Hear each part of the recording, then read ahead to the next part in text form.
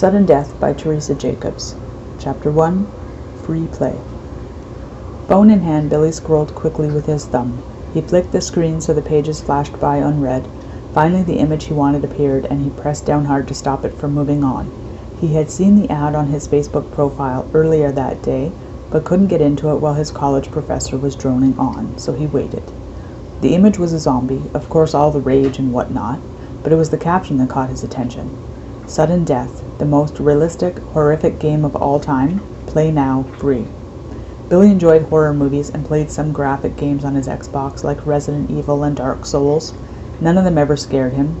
He took this one as a challenge and clicked the ad to read more. Play Sudden Death if you dare. Must be 18 to play, real time, real life. Once you enter, you cannot leave. He scrolled on past the disclaimer, game developer info, and other boring stuff that he didn't care about. Okay, let's give it a whirl, he mumbled to himself as he dug out his credit card and entered it for age verification. The screen flashed red, a laughing skull appeared, and the words, "You'll be sorry." The image disappeared and the screen went back to Facebook. Billy shook his phone. What the hell? He scrolled through his Facebook page again. The game wasn't showing up. He clicked over his settings and looked for downloads. Nothing there either. So he found the Play Store button and went into it and typed in Sudden Death. Some crappy old 80 movies showed, but only one game, and it was soccer. Ah, fuck me. I hope this wasn't a scam to get my credit card. He frowned. He was looking forward to a new fun game. Just then the apartment door opened, drawing his attention away from his phone. Hey! James entered their tiny apartment and dropped his bag near the door. Did you bring home any pizza? Nah, man, no za. We didn't get any cancels today. Shit, we got no food. James turned to the small dirty kitchenette and pulled open the fridge. He stuck his head in and rifled about, mostly just pushing old stale condiments around. I'm starved. Let's go over to Student Hall. Maybe they'll be having another gay group meeting and we can snack out, Billy suggested as he leaned over the back of the recliner. James slammed the fridge door. Can't, man. I have social in 25. Billy slumped back. Oh, well, I guess I'll just have to go alone. Okay, that still doesn't solve my problem, but thanks for your help. Billy slouched past James and slapped him on the shoulder. Sorry, dude. He slammed the door as he left the apartment. James opened the cupboard where the dry goods were kept. Damn sick of ramen noodles. He sighed as he tore open the package. Too lazy to boil water, he bit into the dry noodles and moved to the chair to watch some fuzzy TV before his next class. Billy sidled along the food table. He'd shoved a glazed donut into his mouth and tossed random cookies and pastries onto a napkin. He didn't know what the meeting was about, having not read the sandwich board by the door. He was only there for the free food. Hey! A voice yelled from the back of the room. Billy turned, his half-eaten donut hanging from his mouth. Huh? A robust woman with short, unbrushed hair and pit stains pointed her finger accusingly at Billy. This is a woman's book club. You shouldn't be here. She started to move towards him, the other ladies around the room moving out of their seats and turning to look. Billy pressed his goodies to his chest and ran for the door. And don't come back, her shrill voice followed him. He laughed as he turned a corner and out into the main entrance, back into the falling night. Biting into a chocolate chip cookie, he thought, college life isn't all it's cracked up to be. Now what am I going to do with the rest of my night? He didn't have any classes until the morning. His phone suddenly chimed. An opportunity rings, he thought, as he balanced his food in one arm and dug out his phone with the other. He pressed the side button to wake it up. The screen flashed dark red and words melted into view. Warning, death imminent. What the? Billy thumbed his screen to see if it would change back, but nothing happened. The warning kept flashing. Aw man, this game is a hack. Shit. He cursed, not paying attention to where he was walking, and followed the path between two brick buildings. The smell of garbage roused him, and he looked up. He was in a dark alley with no light and a dead end. Whoops! He stopped and tried to shut his phone off so the flashing wouldn't kill his battery. His phone wouldn't even respond to the power button. Ah, fuck it. He rammed his phone back into his pocket. He'd figure it out later. Right now he needed to get his food away from the stench and go home. As he turned to go back, the dark alley was suddenly, and for no apparent reason, pitch black. Billy blinked as though his eyes were the problem. Hello? He wasn't sure why he called out, but he no longer felt alone. He dropped his snacks to the ground and took a step back. The air changed from a cool autumn chill to a wet warmth, almost like stepping into a sauna, and the smell worsened. Bile rose in Billy's throat as the hot, damp air permeated the rotting odor. He no longer knew which way to go and turned around again. Hello? He called into the darkness. Help! I can't see. He reached out to find a wall. He knew there would be 2 brick walls around him. His hand searched blindly to touch something, anything. Suddenly his hands felt a face before him. It was hot and sticky to the touch. He pulled his fingers back quickly. He screamed and jerked, tripping over his own feet, and fell hard onto his ass. The alley brightened with a pulsing red glow, and a fog rose from the cement. Billy shuffled backwards. "Who are you? What's going on?" he questioned whoever it was that he'd just touched. Suddenly the ground beneath him began to melt. He felt the hard, cold cement turn hot and mushy, and he turned wildly for a way out. "What the fuck is happening?" he cried. As the ground turned into a hot jelly, he felt as though he was sinking into quicksand. He scrambled for footing, trying to get back to his feet so he could run. He was not able to get purchase. His feet dipped further and encased him up to the ankles. The face reformed out of the mist, the flesh dripping from it like hot wax. It had no distinguishing features, just red, molting skin. The mouth opened, exposing a gaping black hole. Then it emitted a high-pitched scream of his own and unleashed a torrent of burning bile.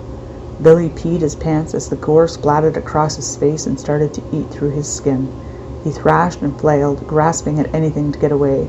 His eyes boiled in their sockets and exploded outwards with a liquid splatter.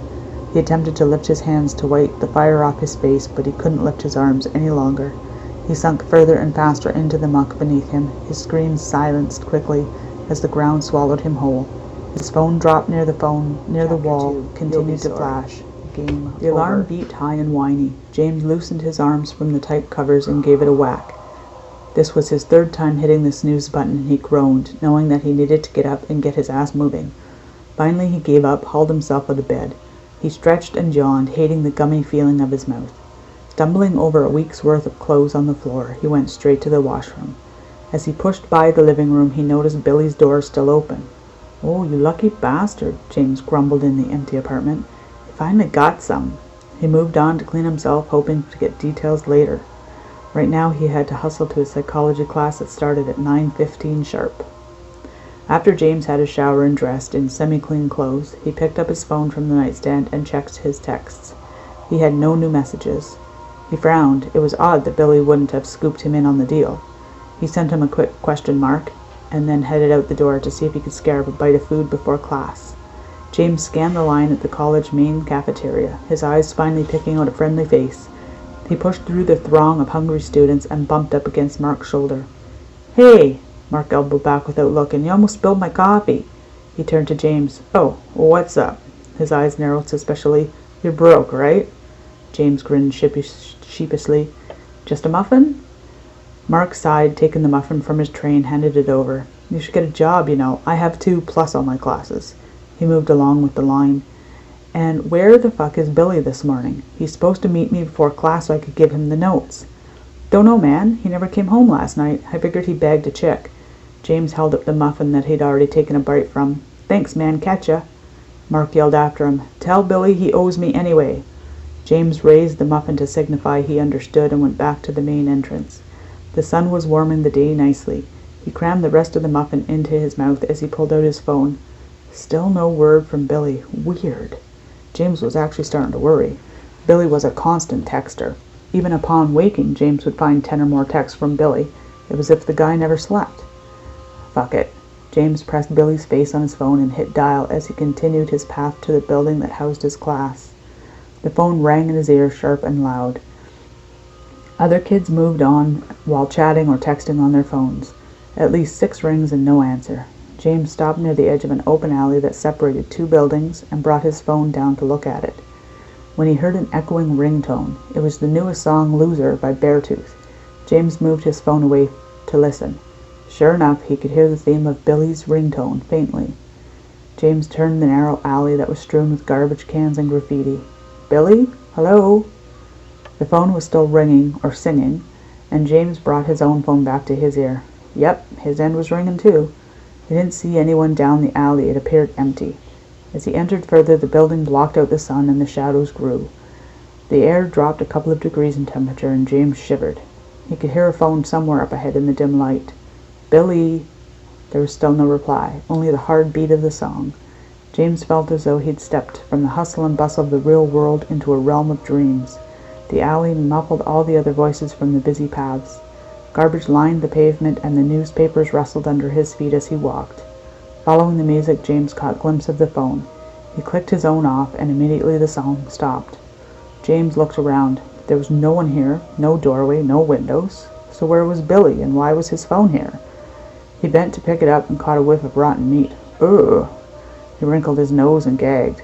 Billy's phone was covered in red goo. It looked similar to sweet and sour sauce, but darker.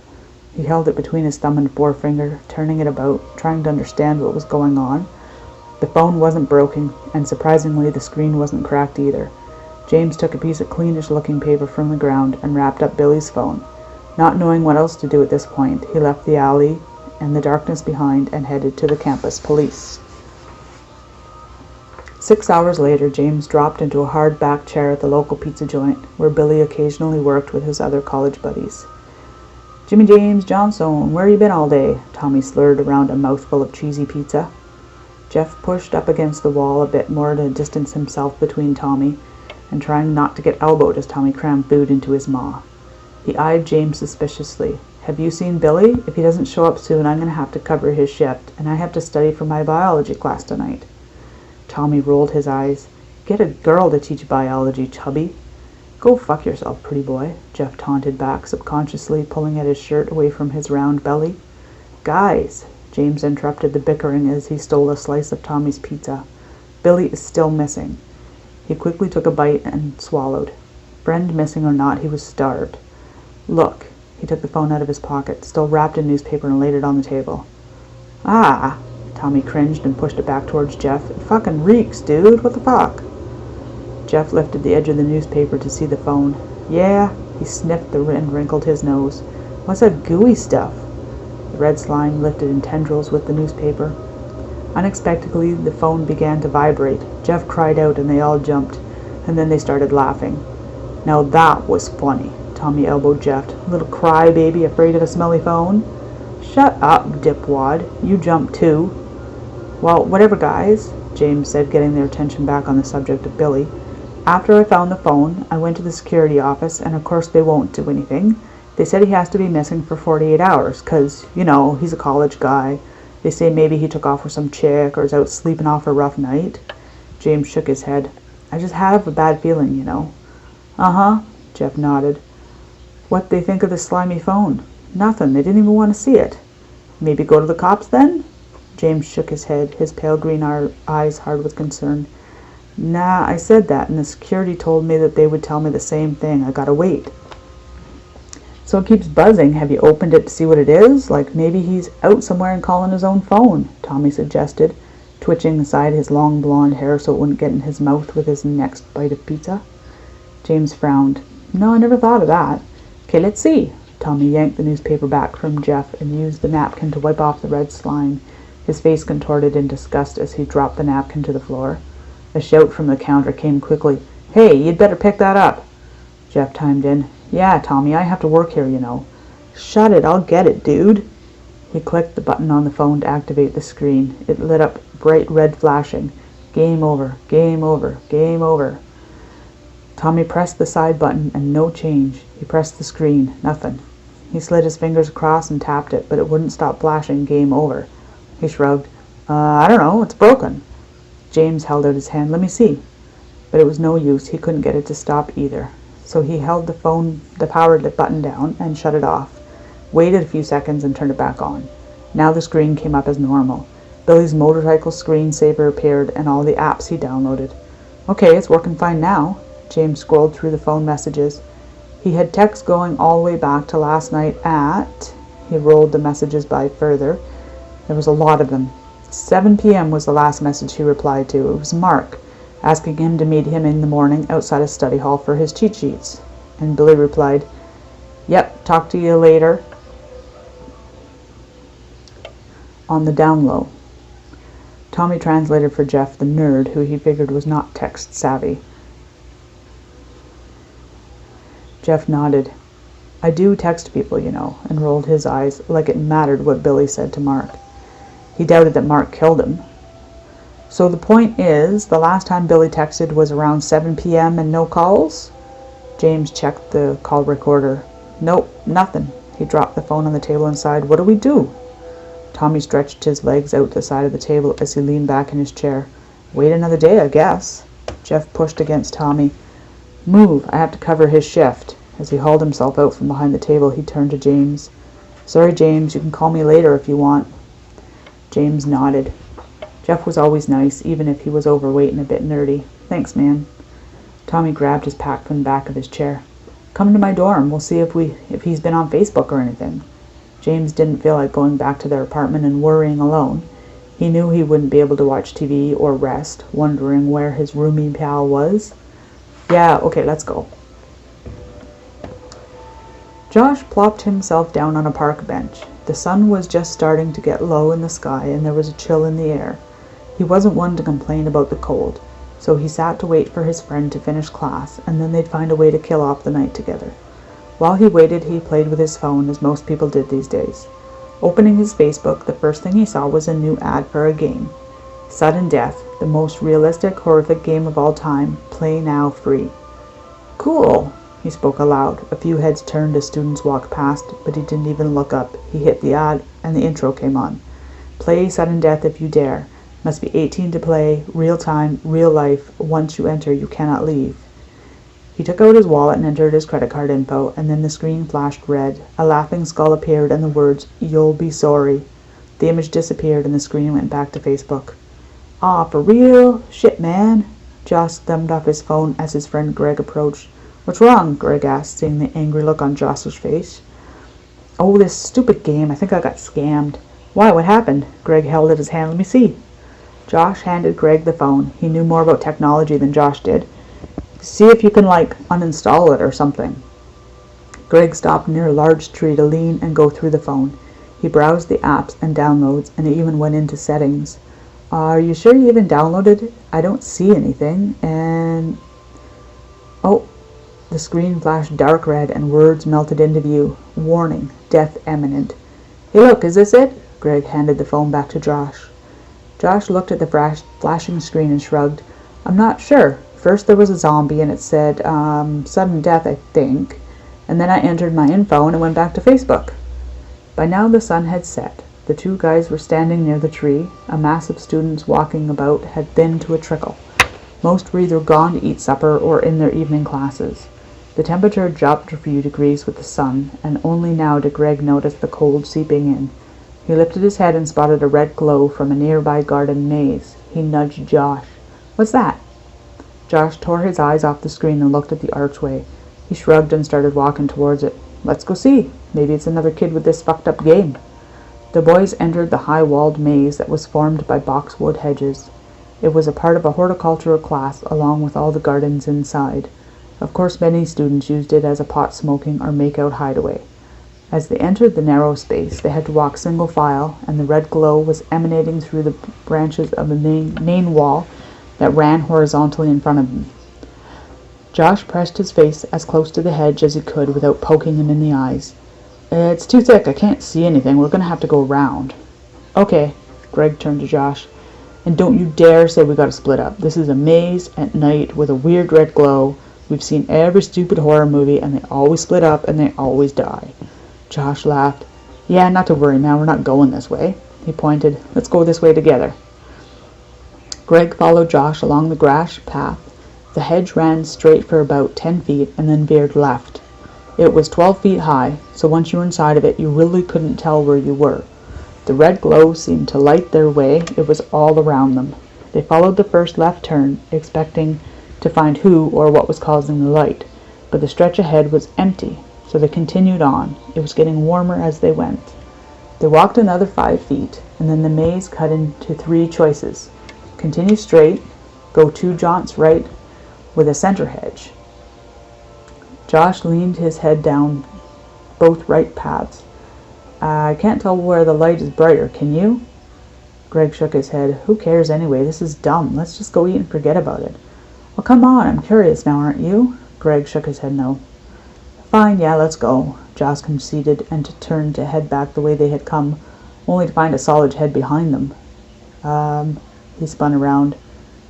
There was still the way forward or the 2 right options.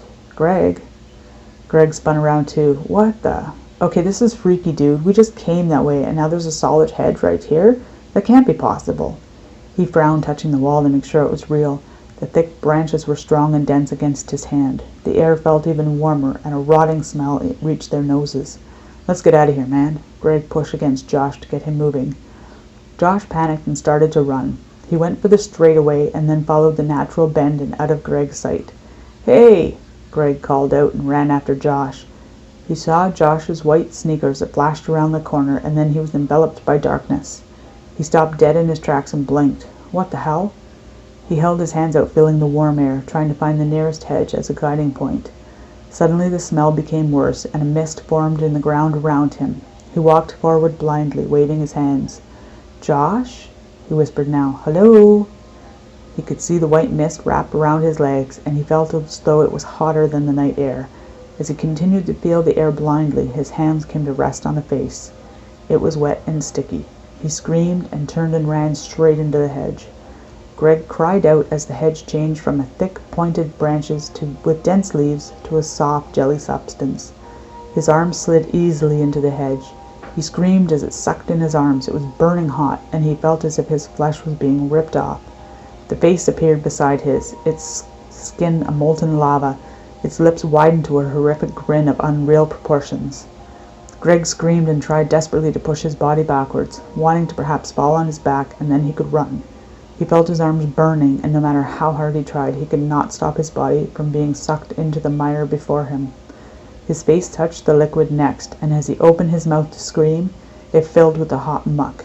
His eyes closed against the heat, and he invertedly inhaled, burning his throat all the way down to his gullet, and then his entire body tumbled into the goo. The mist dissipated, and the temperature dropped to its typical autumn chill. Now the center of the maze, Josh slowed to a stop and cocked his head, listening. He thought he heard Greg scream. He cupped his hands around his mouth. "Greg!" he called out, and then listened. Hearing no reply, he called out a few more times. Nothing returned. I wonder if he figured out how to get out of here, he talked to himself. He felt for his phone in his pocket and pulled it out to see if perhaps it was Greg.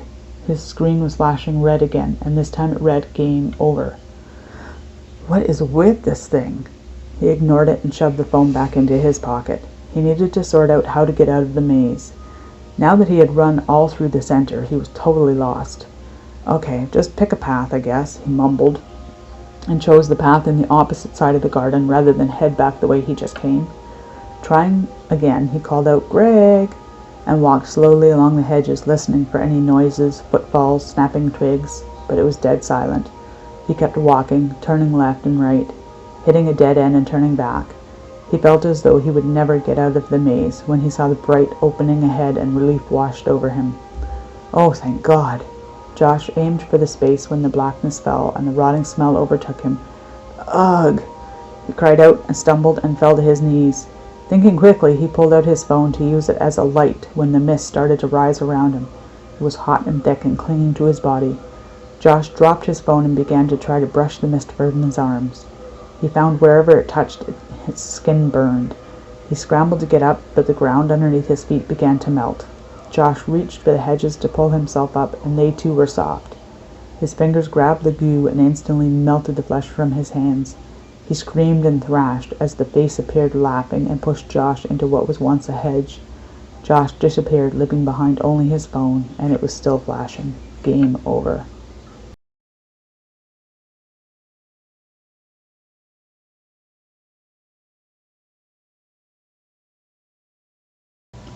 Chapter 3. Let the Games Begin. Isabel sat alone in her dorm room, typing away on her computer. She was writing an essay for Spanish history and feeling sorry for herself. She sipped her hot pumpkin spice latte and stopped typing to bite a broken piece of skin on her finger. The black nail polish chipped and worn as she couldn't keep her fingers out of her mouth. She wondered for the 100th time that day why her stories weren't being accepted by Nightmare magazine. She knew her stories were scary, and her grammar was spot on, so why? Screw it. She closed her essay, knowing that trying to concentrate on work at the moment was futile, and opened her Facebook page. She scrolled through the usual montage of cute pet pics, family gatherings, friend-taken selfies, and political humor. Isabel clicked the like, thumb, or laughing face on a few, but so far it was just the usual boring crap. Then an ad appeared in her feed. Sudden Death, the most realistic, horrific game of all time. Play now, free. This might be fun. She clicked the link and a zombie appeared with a word bubble. Download the app, play today, age verification required. Damn, I wonder if someone will let me use their credit card.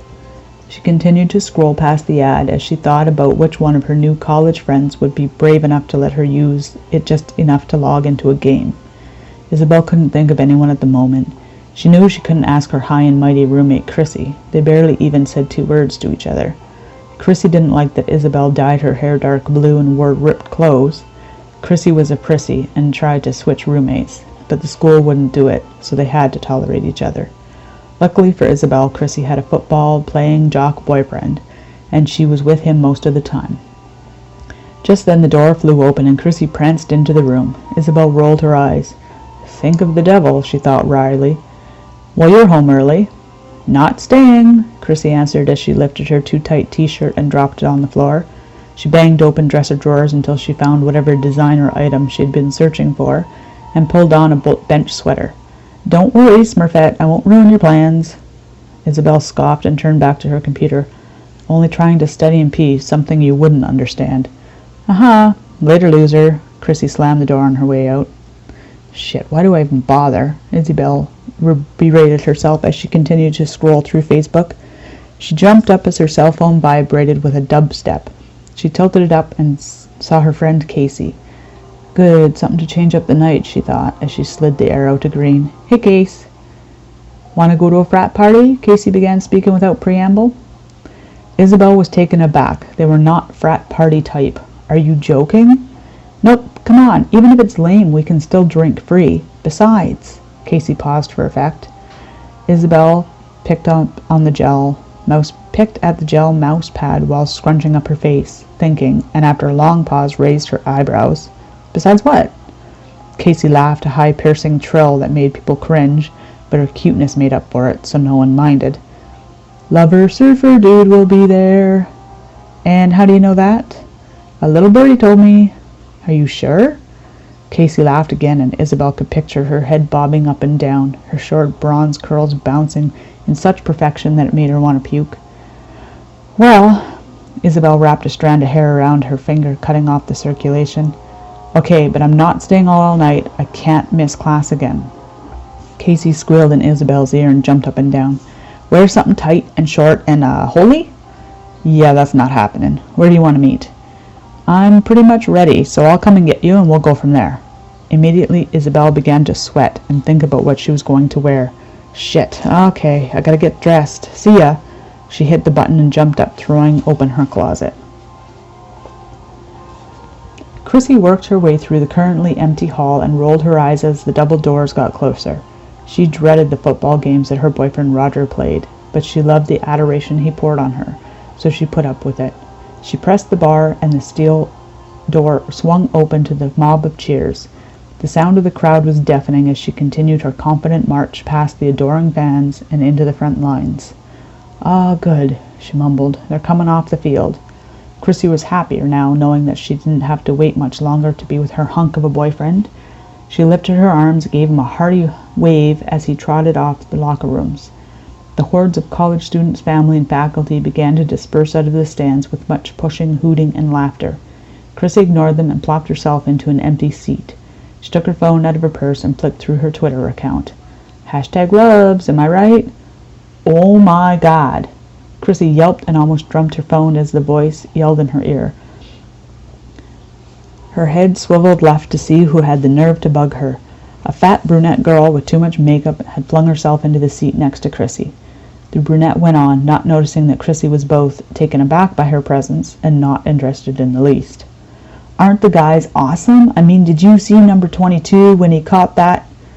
Chrissy stood up, tossed her long blonde hair back and turned right.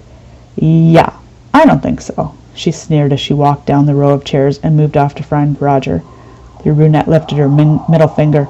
#asshole. She skipped off to find a friendlier ear. Chrissy walked slowly, head down, and tweeted, Hashtag losers, hashtag wannabe, hashtag fanatics, hashtag horrors, hashtags get me out of here. She was laughing at the retweets and some of her friends' comments when an ad appeared in her feed. Hashtag sudden death, the most realistic, horrific game of all time, play now free. Ew, I don't think so. She hit hide the ad and saw Roger walking towards her. Hey babe, did you see that play? Oh man, that was the most amaze-balls play ever. Roger was amped up from his game. He felt on top of the world and that his game was never better. He wrapped his arms around Chrissy's slender shoulders and pulled her to his chest. She smiled up at him. Of course I saw. It was crazy, Raj. Like, I couldn't believe it. Chrissy lied smoothly. She hated football and avoided his games as much as possible. She just hoped the other players' girlfriends would never rat her out. Let's go to our spot, Kay. Roger grinned and rubbed her arm through her thin sweater. Yeah, babe, of course. He steered them to where his car was parked. Their special spot meant sex, and he was never one to say no to sex. They drove out of the campus lot and into the city streets. Chrissy watched the sleepy town through her window, suddenly feeling nostalgic for her own hometown in Denver. She shivered and rubbed her arms. Turn up the heat, would ya? She asked while scanning the dials on the dashboard. Roger tapped the instrument panel. No can do, babe, it's busted. He saw her face sour and didn't want the night to be ruined. Reach into the back there, take my coat. Chrissy rolled her eyes. Fine, for now. Once winter comes, though, you'd better fix it. Roger nodded and turned the car back to the parking lot that faced the woods of the local grocery store. I'm just waiting on a part for my sweet ride. He ran his hand lovingly over the dashboard of his 1971 Ford Mustang Mach 1, his pride and joy. If he only touched me as gently, Chrissy thought as she slipped into his varsity jacket. She felt the weight in the pocket and took out his cell phone. The screen was flashing red, warning, death imminent. What's wrong with your phone? Huh? Roger took it from her. I don't know, that's weird. He pressed the screen and nothing changed. I downloaded this game and nothing worked. He opened the glove box and dumped it in and then latched it. Ignore it, babe. Let's get in the back seat. Screw that. Chrissy opened the door. Get the blankets. If I'm going to be cold anyways, I might as well be comfy. She slammed the door and Roger cringed.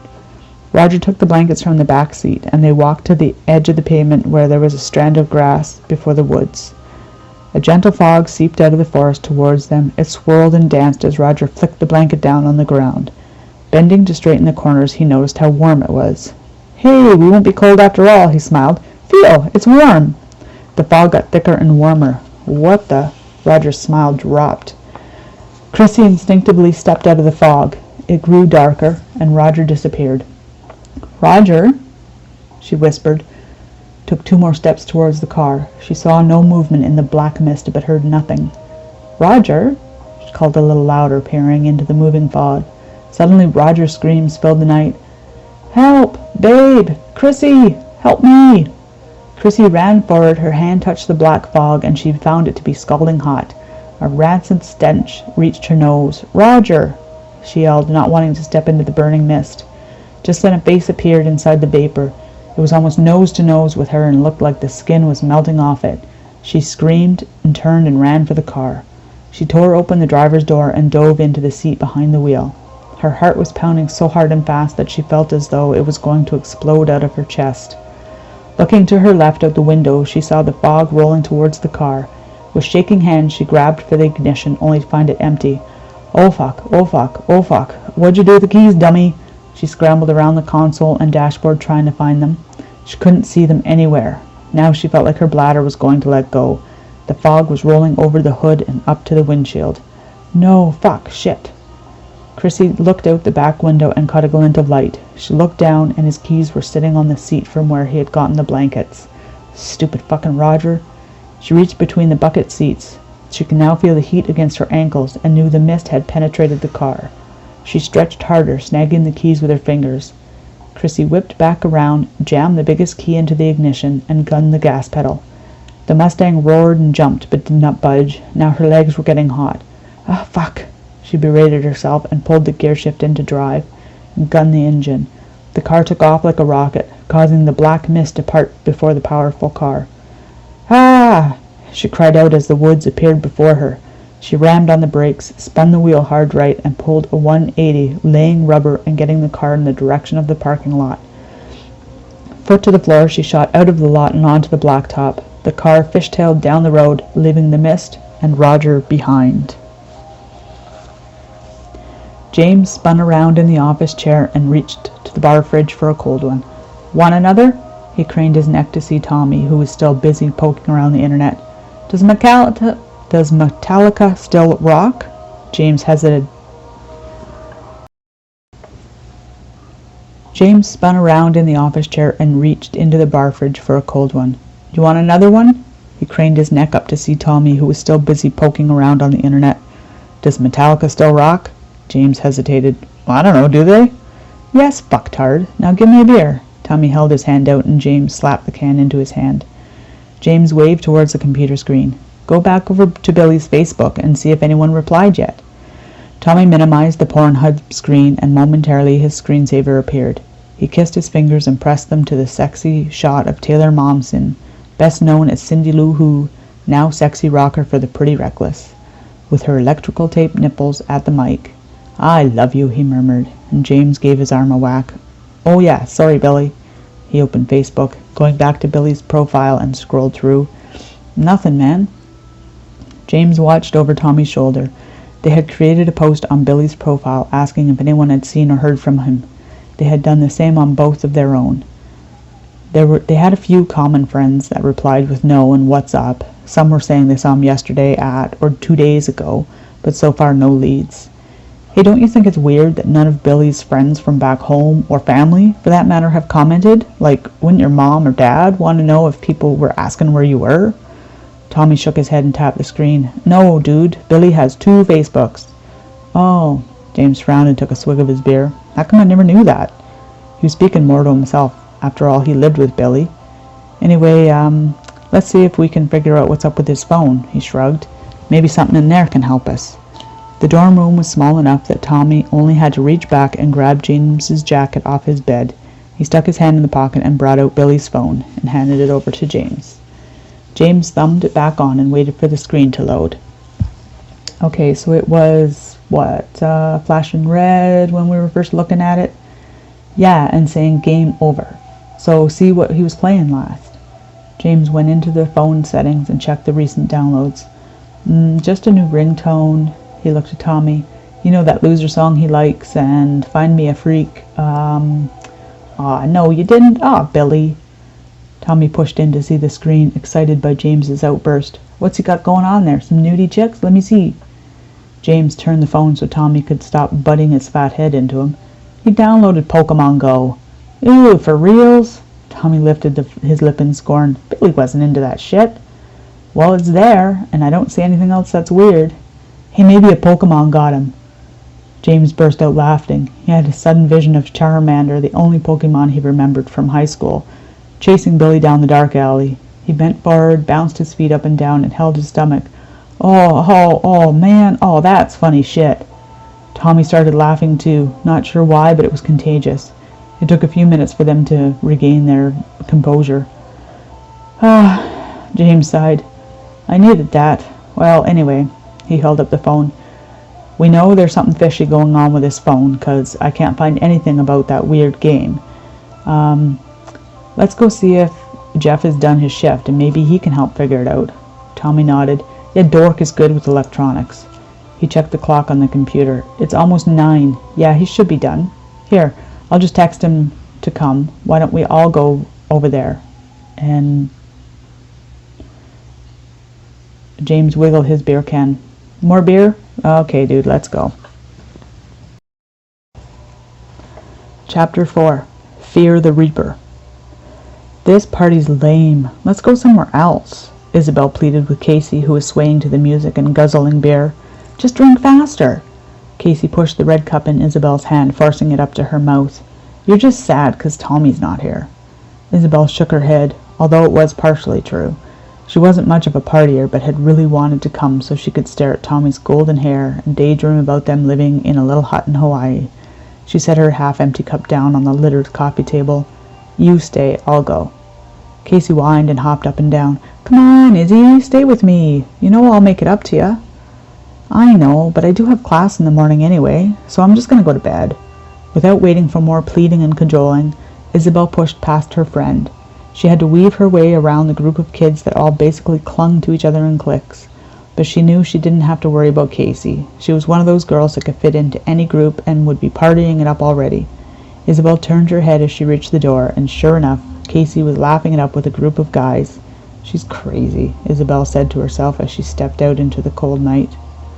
Isabel was just turning onto a path that led to her dorm when she saw Tommy and two other guys approaching from the left. Her heart skipped a beat at the sight of his lean, tanned face. She was trying to think of something clever to say to get their attention, when suddenly a classic Mustang screeched to a halt a few feet away from them in the parking lot. "Aw, sweet ride," Tommy yelled out. "Crazy driver," Jeff frowned. The car door flew open and Chrissy tumbled out. She left the engine running and the door open. "Help!" She moved towards the group of guys and then spotted the familiar face. "Isabel!" She pushed past the guys and clamped onto Isabel's jacket. "I think it got him. I think he's dead," she panted in Isabel's face and then fainted. "Dude," Tommy said. James started towards the girls. "Come on, let's see what that's about." Isabel was on her knees checking her roommate's pulse. "Whoa, what was that?" Tommy asked as he set the case of beer down on the pathway. Isabel shook her head. "I have no idea. Can someone go turn the car off and close the door at least?" Jeff nodded. "Yeah, I'll get it. I'll park it proper so it doesn't get towed." Isabel gave him a quick, nervous smile. "Thanks." James had knelt down to the opposite side of the girl.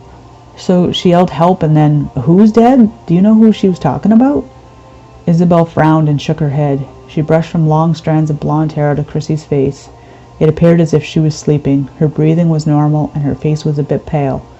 "I know she was going out with Roger Sterling, you know, the football guy, so maybe him? But, she hesitated, not sure what her role in this was. We're just roommates. She doesn't even like me, or usually talk to me." Tommy leaned over the trio, and Isabel looked up into his grinning face. "Now who couldn't like you?" He poked her shoulder. Isabel could feel the blood rushing to her face and dipped her head under the pretense of checking on Chrissy again. Just then Chrissy's eyes fluttered open. Her brow creased as she looked at the strange faces above her. She bolted upright, almost smacking her head against Isabel's chin. "What the fuck?" "Chillax, dude. You passed out cold," Tommy chuckled. Chrissy's head swiveled between the group and she began to cry. "What happened? Did something happen between you and Roger?" Isabel prodded. Chrissy snuffled, rubbed her nose on her sleeve, and only then seemed to realize that she was being watched. She stopped crying and got to her feet. I really don't know." She took a deep breath. "There was this mist, and it came out of the woods, and Roger disappeared into it, and it got so hot. And then it came after me, and I took the car." Hold it. Whoa, slow down." James rubbed her back. "Where did this happen?" "Hey, guys," Jeff interrupted them as he ran up the path. "Guess what I found?" He was holding up a phone. It was flashing crimson red, and as he got closer, they could make out the words, "Game over." "Hey, what are you doing with Roger's phone?" Chrissy scowled and reached for it. Jeff pulled back, placing it on his chest. "Hold on. When I parked the car and turned it off, I could see this red flashing from the glove box." He raised his eyebrows excitedly to his friends. "This is what was on Billy's phone too, right?" Isabel piped up. "We haven't even found out what happened to Roger yet. Who's Billy and what phone? Can we just figure this out first?" "Let me see." James took the phone. "Hey, we can't have that. That's Roger's phone. Give it to me." Chrissy again grabbed for the cell. James ignored her, staring at the screen. "What is this?" He turned to face her. She shrugged, pouting. "How the fuck should I know? It's a game, maybe?" Tommy sneered at her. "Whoa, you're not very friendly, are you?" Isabel almost burst out laughing and wanted to give Tommy a high five. She managed to contain herself. "Okay, so back to where's Roger?" "We were over at Pineland Grocery." Her eyes flicked between the guys. "Around back in the lot?" They all started talking at once. James placed his fingers to his lips and whistled. All eyes turned to him. "So this game might be an answer for us. After all, this is where we were going to find out in Billy's phone. So let's go together," he emphasized together, "and see if we can find Roger, and then we'll look into this game." They all agreed and headed back to Roger's car. "How much money y'all got?" Paul hit the hold button on his cell phone. "I can order us an extra large za with all the toppings, but it's $38, or an extra large 3 toppings for He cocked his head thinking. $30?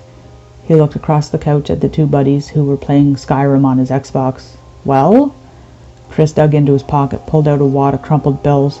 I have $15. He nudged Bob. Pause it, man. What do you got? Bob paused the game and took out his wallet. Here's 11. He resumed his play. I'm up for whatever. And then he yelled, except anchovies, barf. Paul pressed the hold button again and to release the call. Yeah, no worries there, Brosephine, he reported to his buddy and then into the phone. We'll take the extra large with everything. How long? He listened to the voice. Okay, left side, apartment B. He hung up and sunk back into the recliner. 20 minutes, guys. Now he was bored while he was waiting for his turn on the Xbox, so he jumped to his Facebook and saw an ad for a new game. He clicked it and the description opened. Hey, either of you guys got a credit card? Chris tore his eyes away from the TV. I do. Why? Check this out. It looks like fun. He spun the phone so the other guys could see it. Play sudden death if you dare. Must be 18 to play. Real time, real life. Once you enter, you cannot leave. It says I need a credit card just to verify age. Want to get me in? Sure, why not? Chris handed him his Visa. But if it pops up with charges, you say no, man. Yeah, of course. He entered the numbers and waited a few seconds. The screen flashed red. A laughing skull appeared and the words, You'll be sorry. The image disappeared and the screen went back to Facebook. Huh, that's weird. Bob was still engrossed in the game, and he wasn't paying attention. Chris popped his feet on the coffee table and looked at Paul. What, it didn't charge you automatically, did it? No, as soon as I entered the credit card, the whole thing disappeared and went back to Facebook. So what's this game about anyway? Paul raised his shoulders. I don't know, it never said. Only something like scariest game ever? Ooh, he mimicked a ghost laughing. Chris pointed at the phone in Paul's hand. Look, it's all red. He leaned on his elbow across the couch trying to see better. Paul tilted the cell up, and sure enough, the screen flashed dark red and the words melted into view. Warning, death imminent. All right, let's see what this game is all about. He pressed the screen, but it didn't change. He couldn't get it to stop or bring up the game. It wouldn't even shut off. What? Where's this fog coming from? Bob forgot his game as gray mist rolled over his feet. Is it like crazy hot in here? Weird, man. Chris tucked his feet underneath himself as he watched the mist rising from underneath the couch. It grew thick and was climbing fast. Paul looked around the room. There were no doors or windows open. All right, guys, who did this? Come on, fess up. Chris and Bob looked at each other, shaking their heads. Wasn't us, guy. The room grew hotter by the second. The mist reached the top of the couch, and Bob jumped up. Okay, enough goofing off, Paul. Shh, ah! Bob started to scream. It's burning fucking hot. He jumped back onto the couch and climbed onto the very back of it. What? Paul reached his hand down and cried out, drawing it back. All of a sudden, the apartment was plunged into complete darkness. Chris? Bob? What the fuck? Chris called back. Paul, what's going on here? Paul was now huddled in his recliner with his legs drawn to his chest, his eyes wildly searching for some light. It looked like one of the guys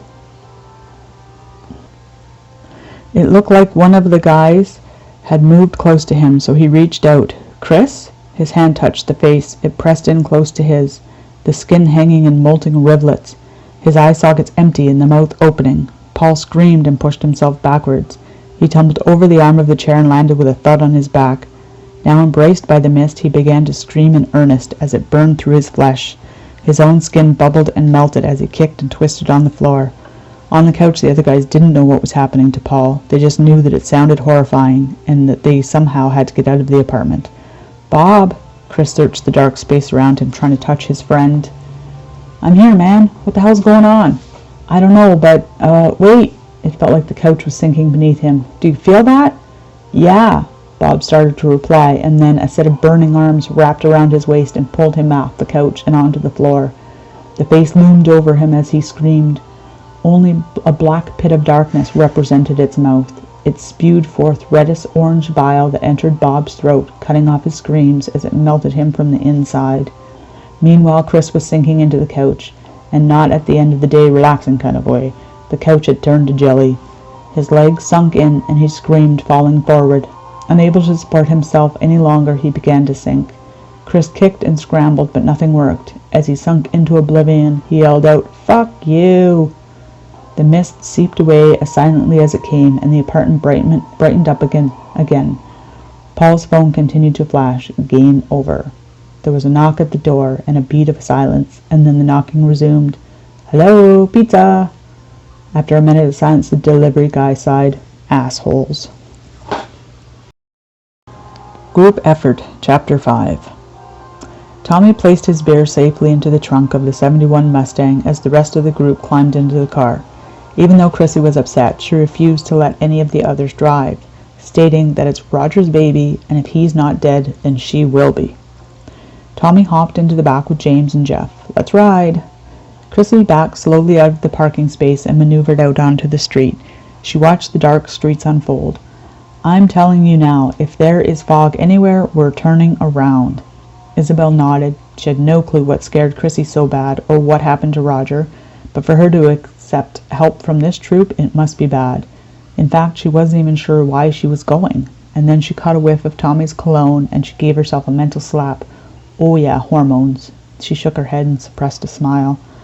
The guys in the back seat were all busy playing with Roger's phone and Billy's phone, trying to figure out what this game was that they had both been playing when they disappeared. The car came to a stop. Isabel leaned forward in her seat, staring at the grocery store. There was nothing untoward happening. All was quiet. They hadn't even seen any other cars. She turned to Chrissy. "Well?" Chrissy drew a deep breath, her face still ashen, her blue eyes rimmed with worry. "It's now or never, I guess." She turned the wheel, rolled slowly to the back parking lot for a second time that night. It was dark behind the store. The sodium glow from the street lamps didn't reach the lot. The woods cast a large, dark shadow. Chrissy kept the car close to the building and stopped only a few feet in. Changing her mind, she rolled forward a bit and turned the wheel left. Now the headlights lit up the grassy knoll where she and Roger were going to lay. They could make out the blanket on the ground. Chrissy looked at Isabel and popped open her door. Isabel followed suit, and the girls waited for the three guys to get out too. The keys were still in the ignition with the engine running. "Keep the doors open, okay?" The guys nodded, and Tommy chimed in. "Yeah, sure, Dudette, whatever." As they rounded the front of the car, the light cast their shadow into the black giants. James held out his arm in a wait gesture. "Let us guys go ahead." Jeff moaned. "Sure, just like the horror movies, and the fat guy dies first." Tommy socked him on the shoulder. "Shh, no one's gonna die, man." He tossed a look over his shoulder, indicating for him to shut up. They crept towards the blanket, eyes peeled for anything odd. Chrissy and Isabel stayed a couple of feet behind the boys, all eyes roaming the area from the trees to the blanket, watching for something. They just weren't sure what. Their own shadows blocked the headlights. So Jeff spoke up. "Guys, let's use the flashlights on our phones to see better." "Oh, duh, we're such dumbasses," Tommy laughed. 4 of them took out their cell phones and turned on flashlight apps. Isabel raised her brow to Chrissy. "Mine's an iPhone." "I should have known," Isabel replied. James shined his light at the blanket. "It's all good. We got enough lights here." Their phones lit up the area. They moved the light over the grass and the blanket, and even at the tree line. Chrissy moved in closer to their backs and peered between Jeff and James. "Roger!" She let loose a shout. Jeff jumped. His phone tumbled from his grasp. He scrambled forward to grab it. His fingers slipped onto the surface. James saw it going and made a grab for it also. They bumped into each other and the phone careened off the ground, bouncing, and came to a rest in the grass. "What the fuck?" James glowered at Chrissy. "Thanks a lot." He moved to retrieve his phone from the grass. "If it's broken..." Now that he was closer to the blanket, he could see the reddish-orange goo. He grabbed his phone without checking it over and looked closer at the stuff. "Hey, this is the same stuff that was on Billy's phone." The rest moved in to see. The blanket appeared untouched other than the substance. "Roger!" Chrissy hollered again. "Would you knock it off, Isabel?" He took a hold of Chrissy's wrist and gave her a tug. "I'm pretty sure if he was here, he would have shown himself already." "Well, what do you think we should do, Mr. Smarty Pants?" Chrissy crossed her arms and pouted. Isabel shrugged. "I honestly don't know, but yelling is not helping." Her eyes flashed towards the woods and she shivered. "What if something else is out there?" Jeff rolled the blanket up and wrapped it into a small bundle. "I think we should take this substance and get it tested." "Tested for what?" Tommy kept his light on the woods. Yeah, and now we have 2 missing guys, and the same weird thing is happening to their phones. James scratched his chin. Do you think they're connected? Of course they are, Jeff explained. Look, we have the phones. The group all piped up to listen to the Greek. They apparently downloaded something that they shouldn't have. Chrissy broke in. Yes, I saw Roger's phone right before things got weird. James turned to her. What did it say? Let me think. It was in his coat. Chrissy closed her eyes, trying to remember what was on the phone. I asked him what was wrong with it in case, because it was flashing. Something about dead, you're dead. No, he said it was a game and he thought it was a virus. Come on, think, James prodded anxiously. Hey, I'm trying. Chrissy turned on him, the mascara still smeared on her face from earlier crying fit. Isabel rubbed Chrissy's arm. Listen, guys, why don't we go back to the dorm? It's cold and getting late. Maybe if she sleeps on it, she'll remember tomorrow. Should I go to the police now? Chrissy looked back at the forest. I mean, report Roger missing? And tell them what? That a mist came out of nowhere and ate your boyfriend? Tommy scoffed. Yeah, you won't sound crazy at all. Isabel pushed Chrissy's sleeve and started slowly back towards the car. Come on, guys, let's go. We can figure this out where it's warm. Yeah, Blue Girl's right. We're heading to Tommy's to see if Jeff could hack into Billy's phone. James followed Isabel. Now that we have 2 phones with the same thing, we might have a better chance anyway. Sure whatevs. Tommy shut off his phone. They all got back into the car. Jeff placed the stinking blanket in the truck for testing later. Maria slammed her bedroom door.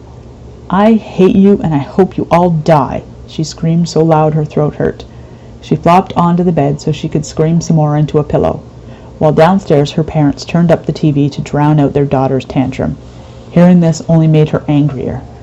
God, I can't wait until I can get out of this hellhole, she shouted and slammed her feet into the floor. She needed to vent, and she took out her cell phone. Maria sent out a group text.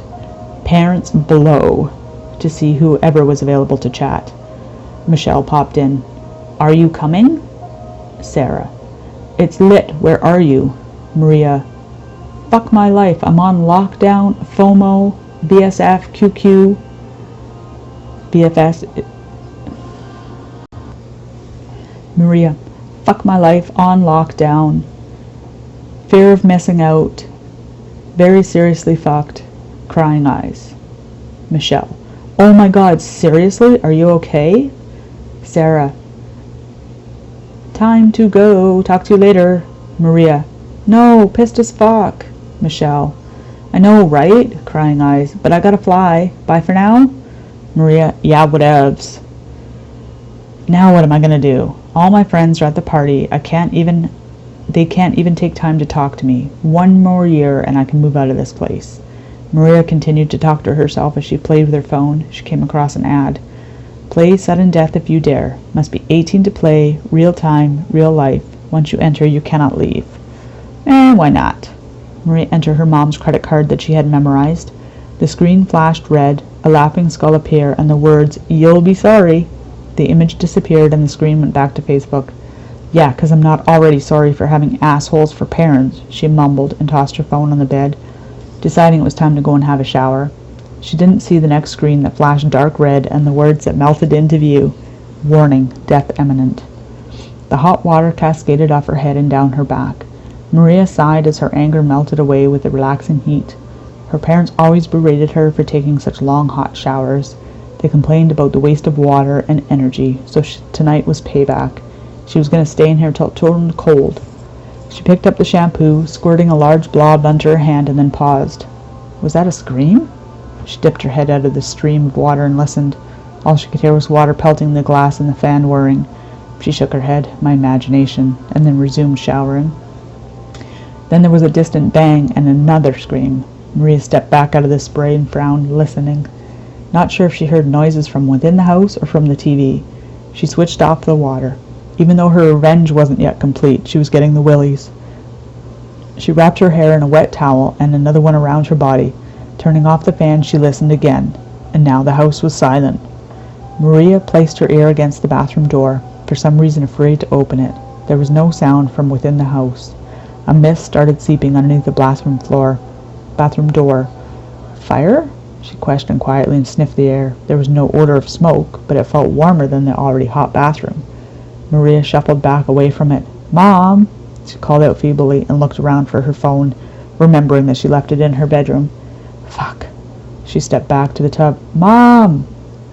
There was no reply, and the mist was getting thicker and darker. It was starting to climb over the edge of the tub.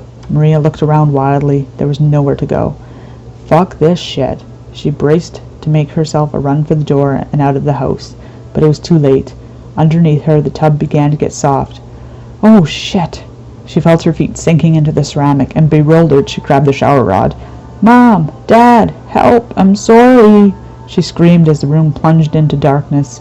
The shower rod was not strong enough to hold her. It snapped out of the wall, and Maria fell back into the tub. A face appeared out of the darkness, hovering over her.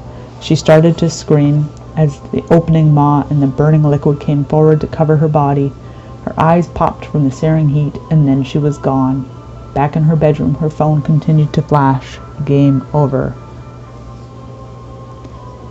After some debate, they settled on returning to James and Billy's apartment. James had not been back since Billy's disappearance, and he agreed because he wouldn't be alone now. It wasn't that he was afraid to be alone, it just wasn't the same without his buddy there. Their apartment was also small, but bigger than the dorm rooms, and 5 people would not fit well in a dorm. When they first entered, James ran about tossing dirty clothes and garbage into Billy's room. He pulled open a window and lit incense. Of course, Chrissy turned her nose up at having to sit on one of their shabby old chairs, but she did. And now they were all huddled around near his laptop at the coffee table. Jeff and Tommy each had one of the 2 missing guys' phones, and they were going over the programs. "What I don't understand," Jeff says, flicking around the programs, "is why there's no record of this game they played." "Well, if it's an online version, there wouldn't be a download, right?" Jeff asks. Chrissy yawned and looked at her own phone. "This is boring." Isabel shot her a dirty look. Her boyfriend had just disappeared into some strange mist, and she's bored. Then her mind registered what Jeff had said. "Wait, what did you say?" She reached in her pocket to pull out her own phone. Jeff frowned. "I said if you play online, it's not a download." "I can't believe I forgot about this. Oh, crap. Not now, Casey." Isabel hit the X on the text that just popped in from her girlfriend. "What?" Tommy glanced from Billy's phone. He was trying to access Billy's email, and so far no luck. "This game ad I got earlier. Isabel pushed the screen rapidly and searched for the game she wanted to play before all of this night happened. "Here!" She bounced up excitedly when she found it and flipped the phone for the crowd to see. "Sudden Death, the most realistic, horrific game of all time. Play now, free." "Whoa!" Tommy exclaimed, reaching for the phone. "That does sound fun." James leaned over Tommy's shoulder and took the phone from him.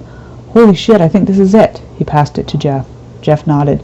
"The typeset looks the same as the game over screen we saw. I'd say this is it." "So now what?" James asks. Jeff scratched his head and swiveled to the laptop closer to him. "Let's Google it and see if there's anything online." Jeff typed in "sudden death" in Google search, and sure enough, a website appeared. It had a smoky white skull face and the same description as the app. Jeff read it loud. "Sudden Death, the most horrific, realistic game of all time. Play now free if you dare. Must be 18. Once you enter, you cannot leave. Blah, blah, blah." He clicked around the page but avoided clicking the Enter Here button. The others all hovered around him to see. "So what does downloading this game have to do with Billy and Roger?" Isabel asked.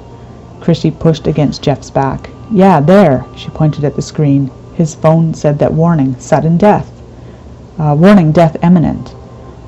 "Well, I don't know how a game can make people disappear." Jeff was trying to see if there was any legal disclaimer or game development information, but there was nothing to click other than the enter button. "Should I just click it to see what happens?" Chrissy drew a breath and stepped back. "No! Didn't you see that face?" She began to cry again.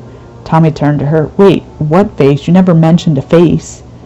Isabel took Chrissy by the arm and led her back to the chair. "Can you tell us the entire story?" Chrissy hiccuped and looked sadly back at the group. Sorry, I was just so upset, I guess. When Roger was screaming, I went to see if I could find him, and this face..." She paused, closed her eyes for a second, and then resumed. "The skin was like dripping off the face, like it was made of wax and melting. I can't describe it properly. It was terrifying. I must have blocked it out of my mind, but now I remember." She put her knuckles to her mouth and started to cry again. "Now I'll never forget," she wailed. Isabel felt sorry for her and moved to the arm of the chair to place a gentle arm around her shoulders. "So what now?" she asked the guys. Jeff closed the laptop. "Look, it's super late. Why don't we get some sleep and I can try and crack the site tomorrow? We'll just have to go from there." James stood up agreeing. "Yeah, I can't miss my history class tomorrow. Miss Cavelli is such a bitch. If her students miss 3 classes, you're out."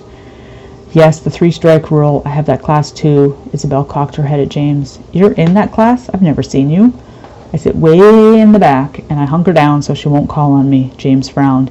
"I'm afraid I'm not too good with medieval history. I thought it'd be fun, knights and castles and stuff, but it's not. It's so boring. Ugh."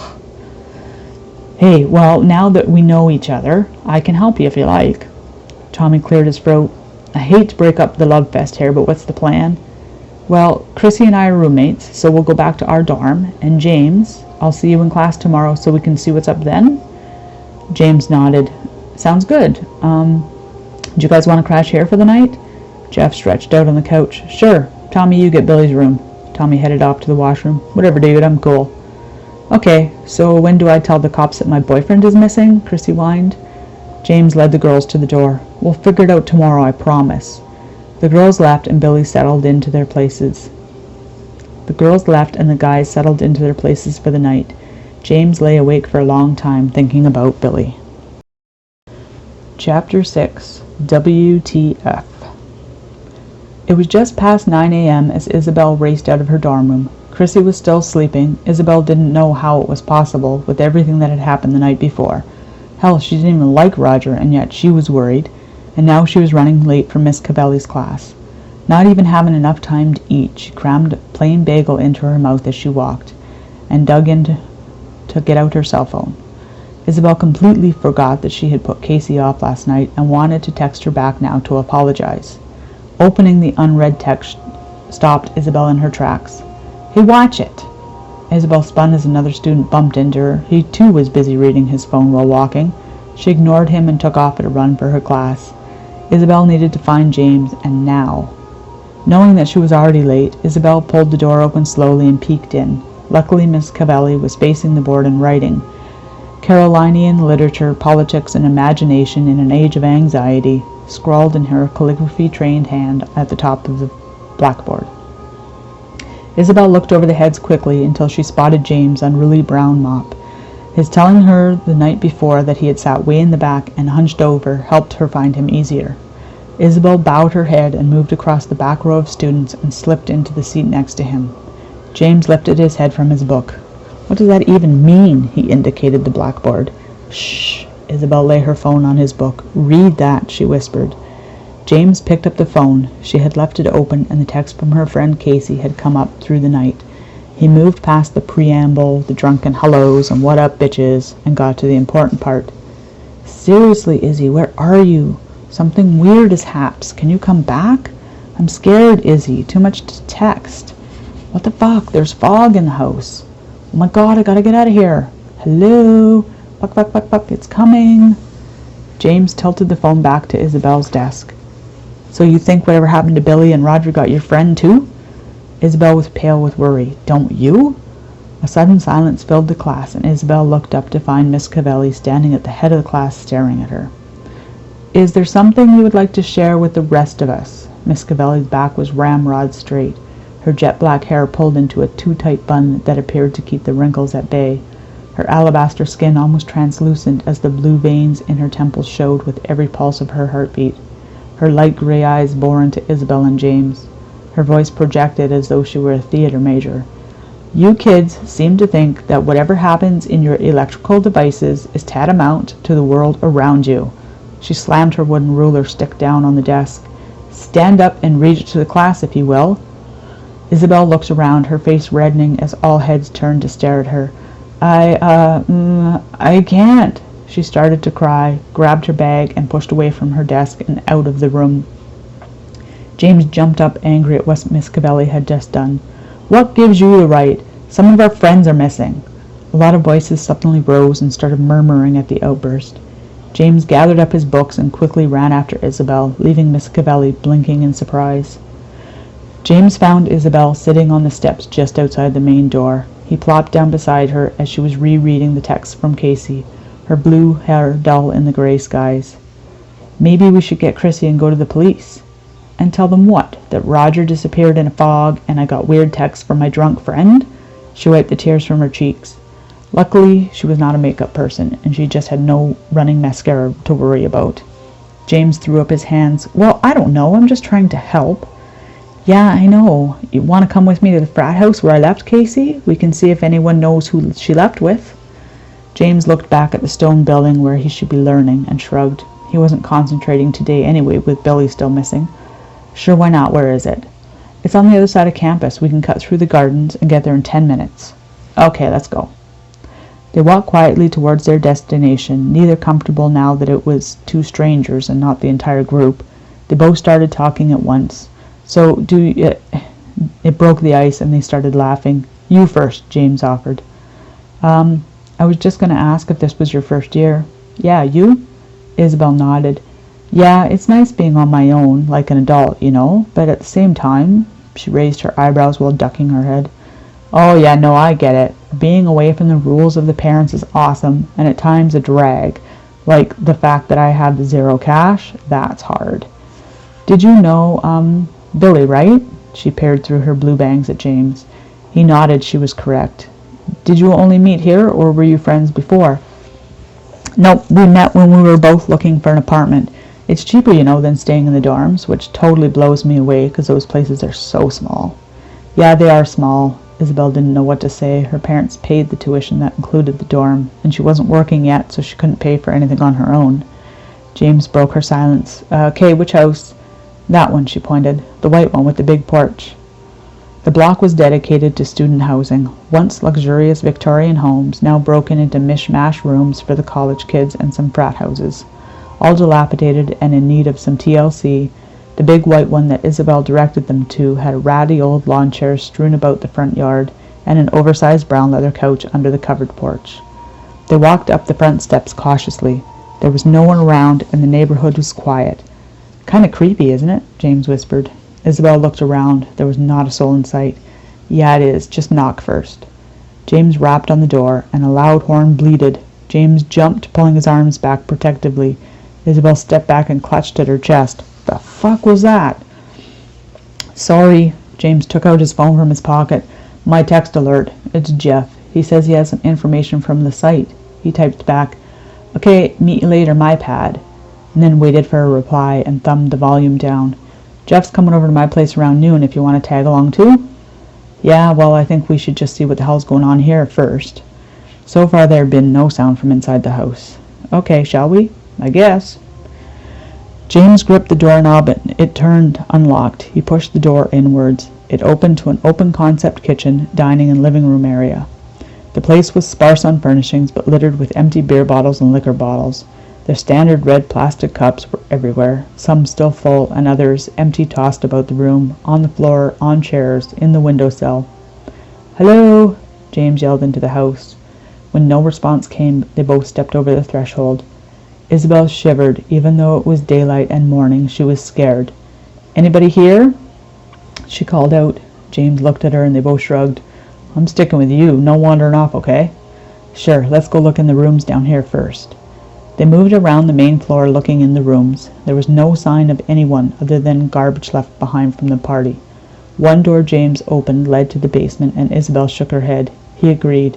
Neither of them were stupid enough to go searching in a basement of an empty house that would normally have at least a few people in it. They moved to the upstairs rooms, again called out but to no avail. There were 6 bedrooms and 1 bathroom on the upper floor. They had checked 5 rooms and the last one was locked. James knocked on the door. "Hello, anyone in there?" He pressed his ear to the door, listening. "Well?" James shook his head.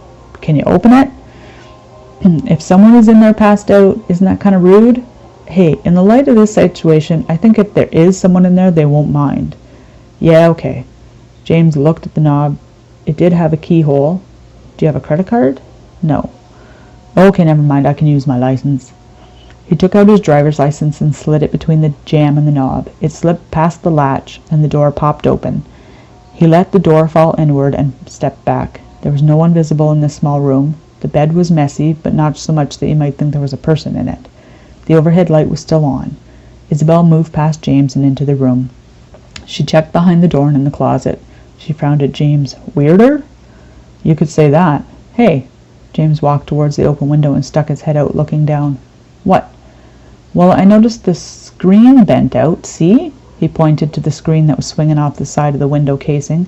It's like someone pushed it out, and look, down there by the bush, it's a phone. Let me see. Isabel butted up against him to see out the window, too. Sure enough, on the ground was a bright pink phone. Casey! Isabel turned and ran out of the room. Wait! James called, racing after her. Isabel flew down the stairs, 2 at a time, bolted through the living room and out the side of the house. Casey! She yelled, still not seeing anyone, and went right to the phone and picked it up. Oh no! She turned as James came around the corner. It's damp from the dew, so whatever reason she jumped out of that window and dropped her phone. James looked up. You think she jumped from there? This is her phone. Why else would the screen be pushed out and her phone on the ground? I think she ran from whatever was in that house and got away, Isabel stated boldly, hoping her theory was correct. Okay, easy. He wasn't trying to start anything. He just didn't want her to get her hopes up. So if she did get out, where would she be? Isabel thought about it. Would she go home and go to bed? Why wouldn't she come to me? I don't know what happened here last night, but judging by her texts and how freaked out she was, I'm wondering if she'd go straight to the cops.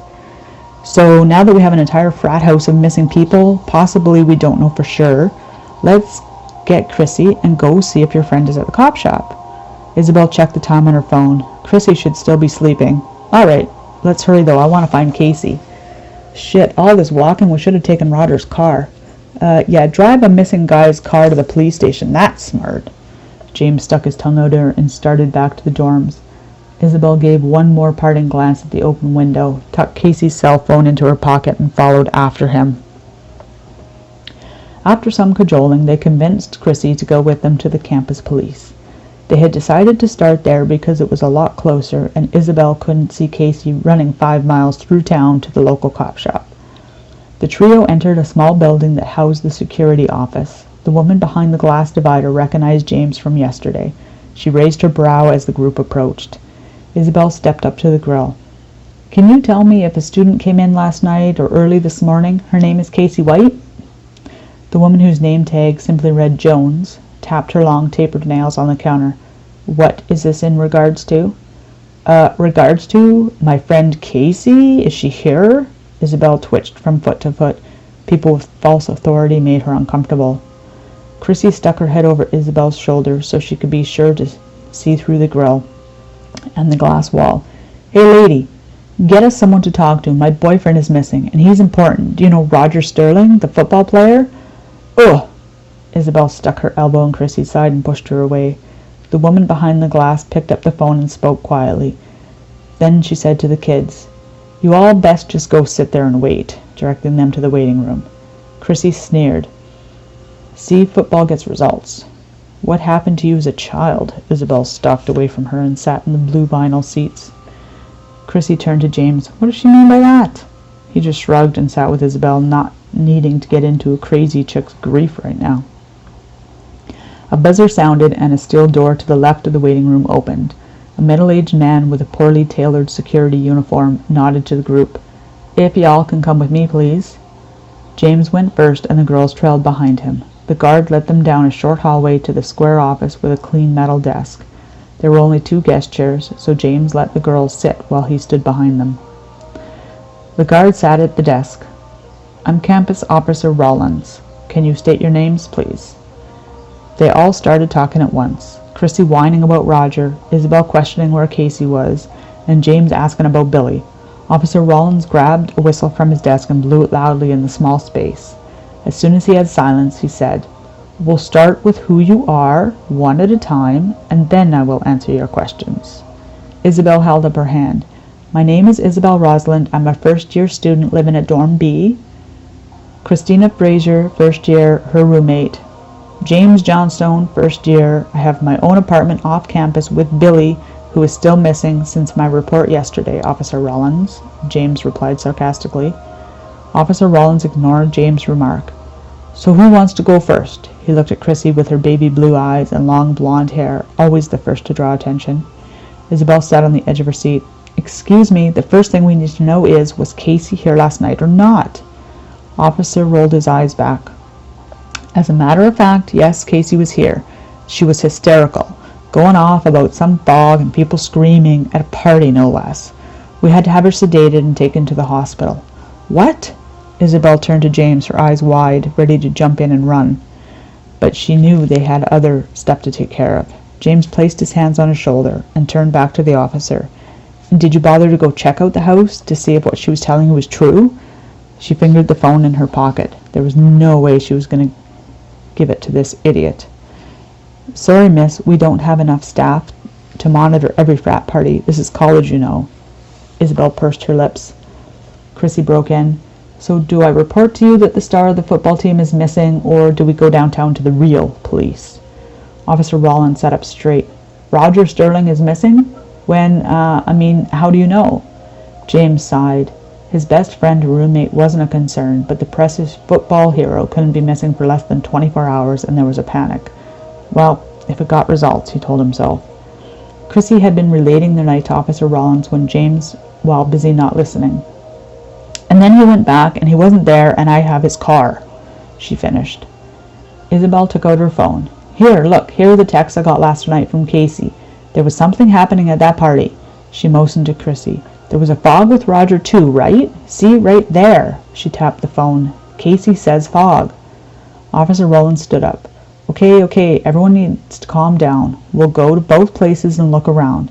If we find anything strange, we'll call the local blue. Why don't you guys go back to your classes and maybe you'll stop disappearing? He ushered them out of his office and back down the hall. Once outside, they looked at each other. James threw up his hands. Well, at least we found out what happened to your friend Casey. Yeah, thanks for nothing, guys, Chrissy huffed.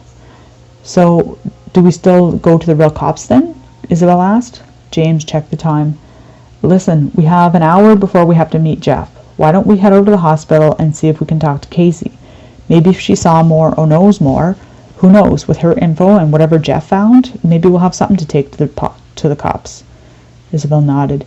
Yeah, that's a good idea. I want to see Casey and make sure she's okay. Chrissy rolled her eyes. I suppose you expect me to drive you to the hospital, right?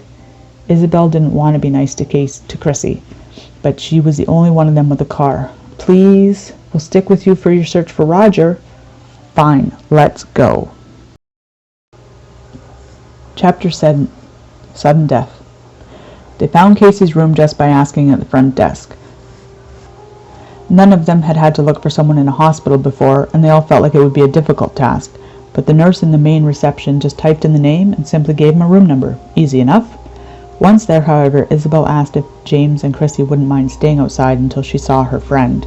She wanted to check on Casey first and let her know the whole story before being bombarded with people. Isabel opened the door and saw her friend lying under a thin layer of blankets, her head tilted to the window. Her eyes were closed and her face looked paler than usual. As the door wicked closed with a whoosh, Casey opened her eyes. Seeing Isabel, she started to cry and held out her arms. Isabel raced over and wrapped her arms around her small friend. Oh, Izzy, I'm so happy to see you. Me too. I was so worried about you, like you can't even imagine. When I got your text this morning, I felt like such a shithead. No, it's not your fault. I should have just left when you did. Oh my God, Izzy, it was awful. Hang on, Isabel stopped her. I want everyone to hear the story at the same time.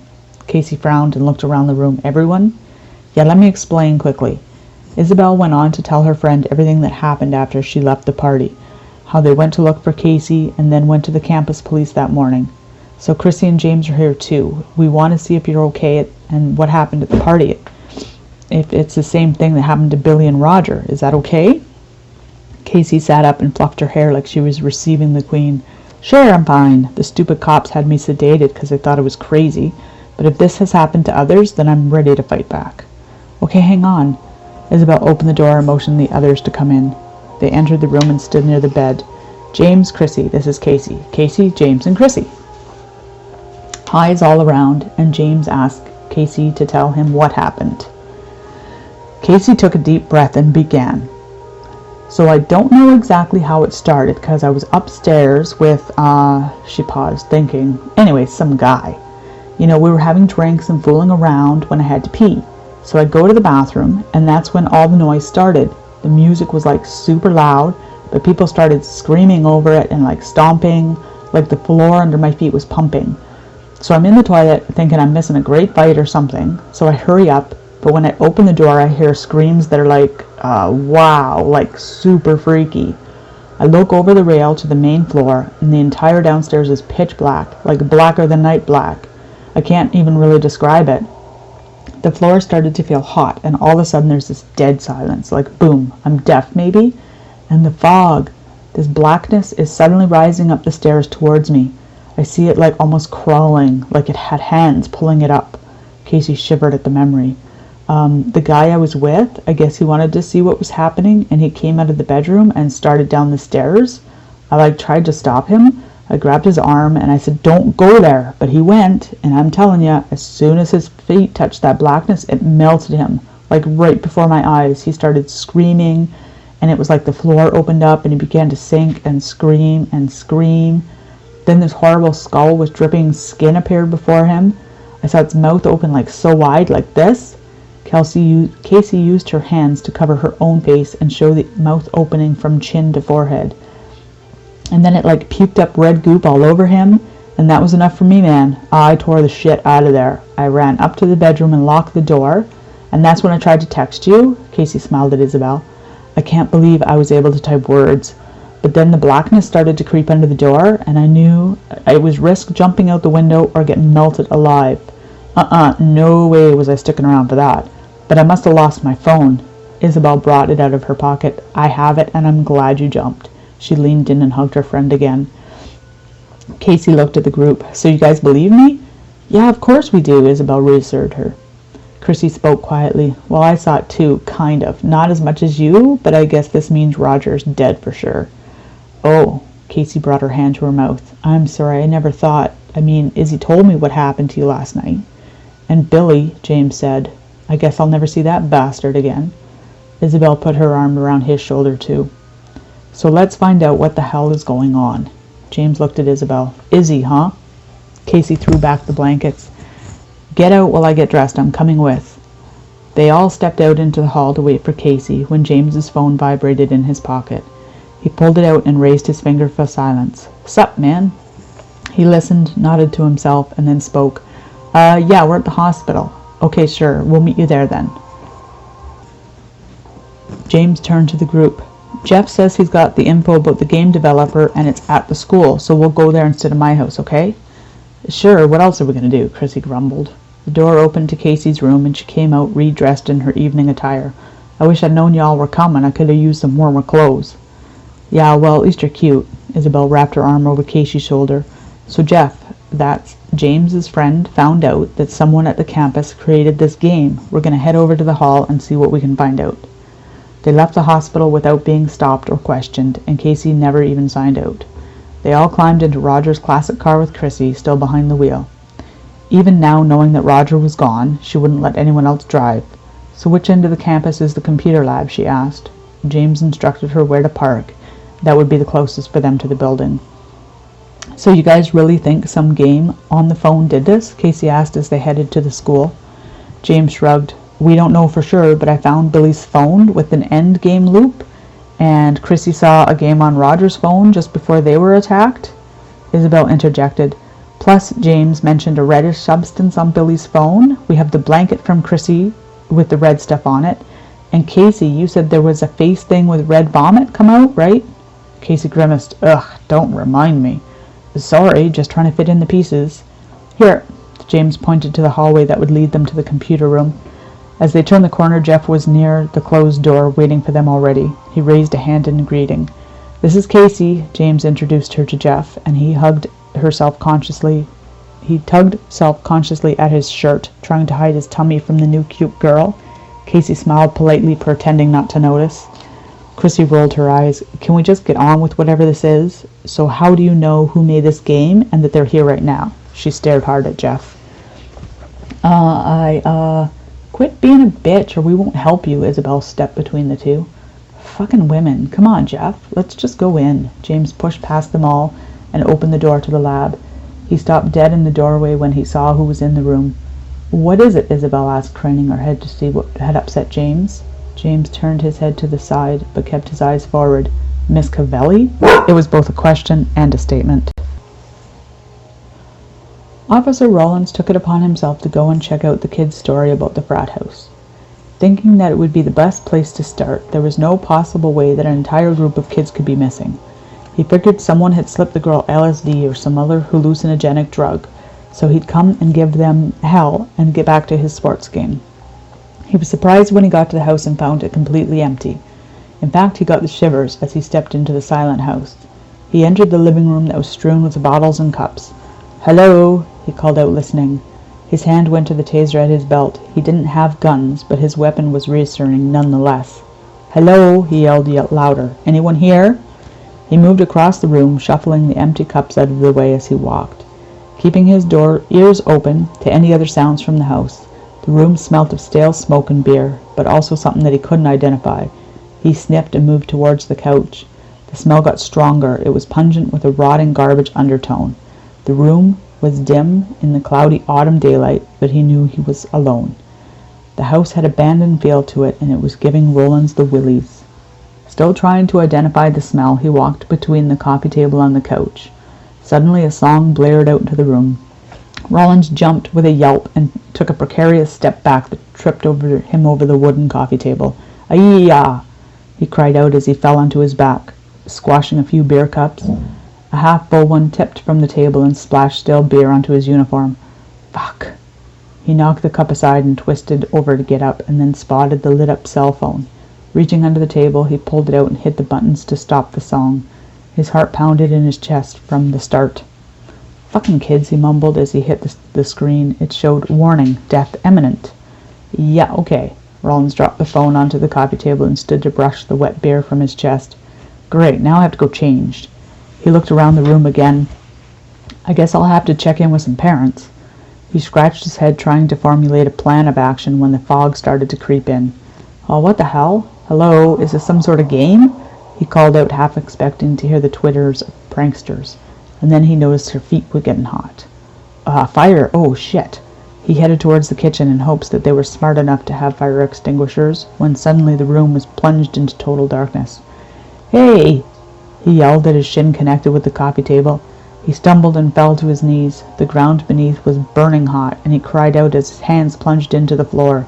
It was no longer a hard, solid surface, but felt soft and pliable. "Help! Hello!" Rollins began to scream as his hands and knees started to burn. He tried to push up to get his feet out from underneath him, and then they sunk into the floor. His screams echoed in his own ears as the face appeared out of the darkness. His flesh began to drip from his face as his eyes bulged and exploded. His screams ended as the mist dissipated and the cell phone flashed. Game over.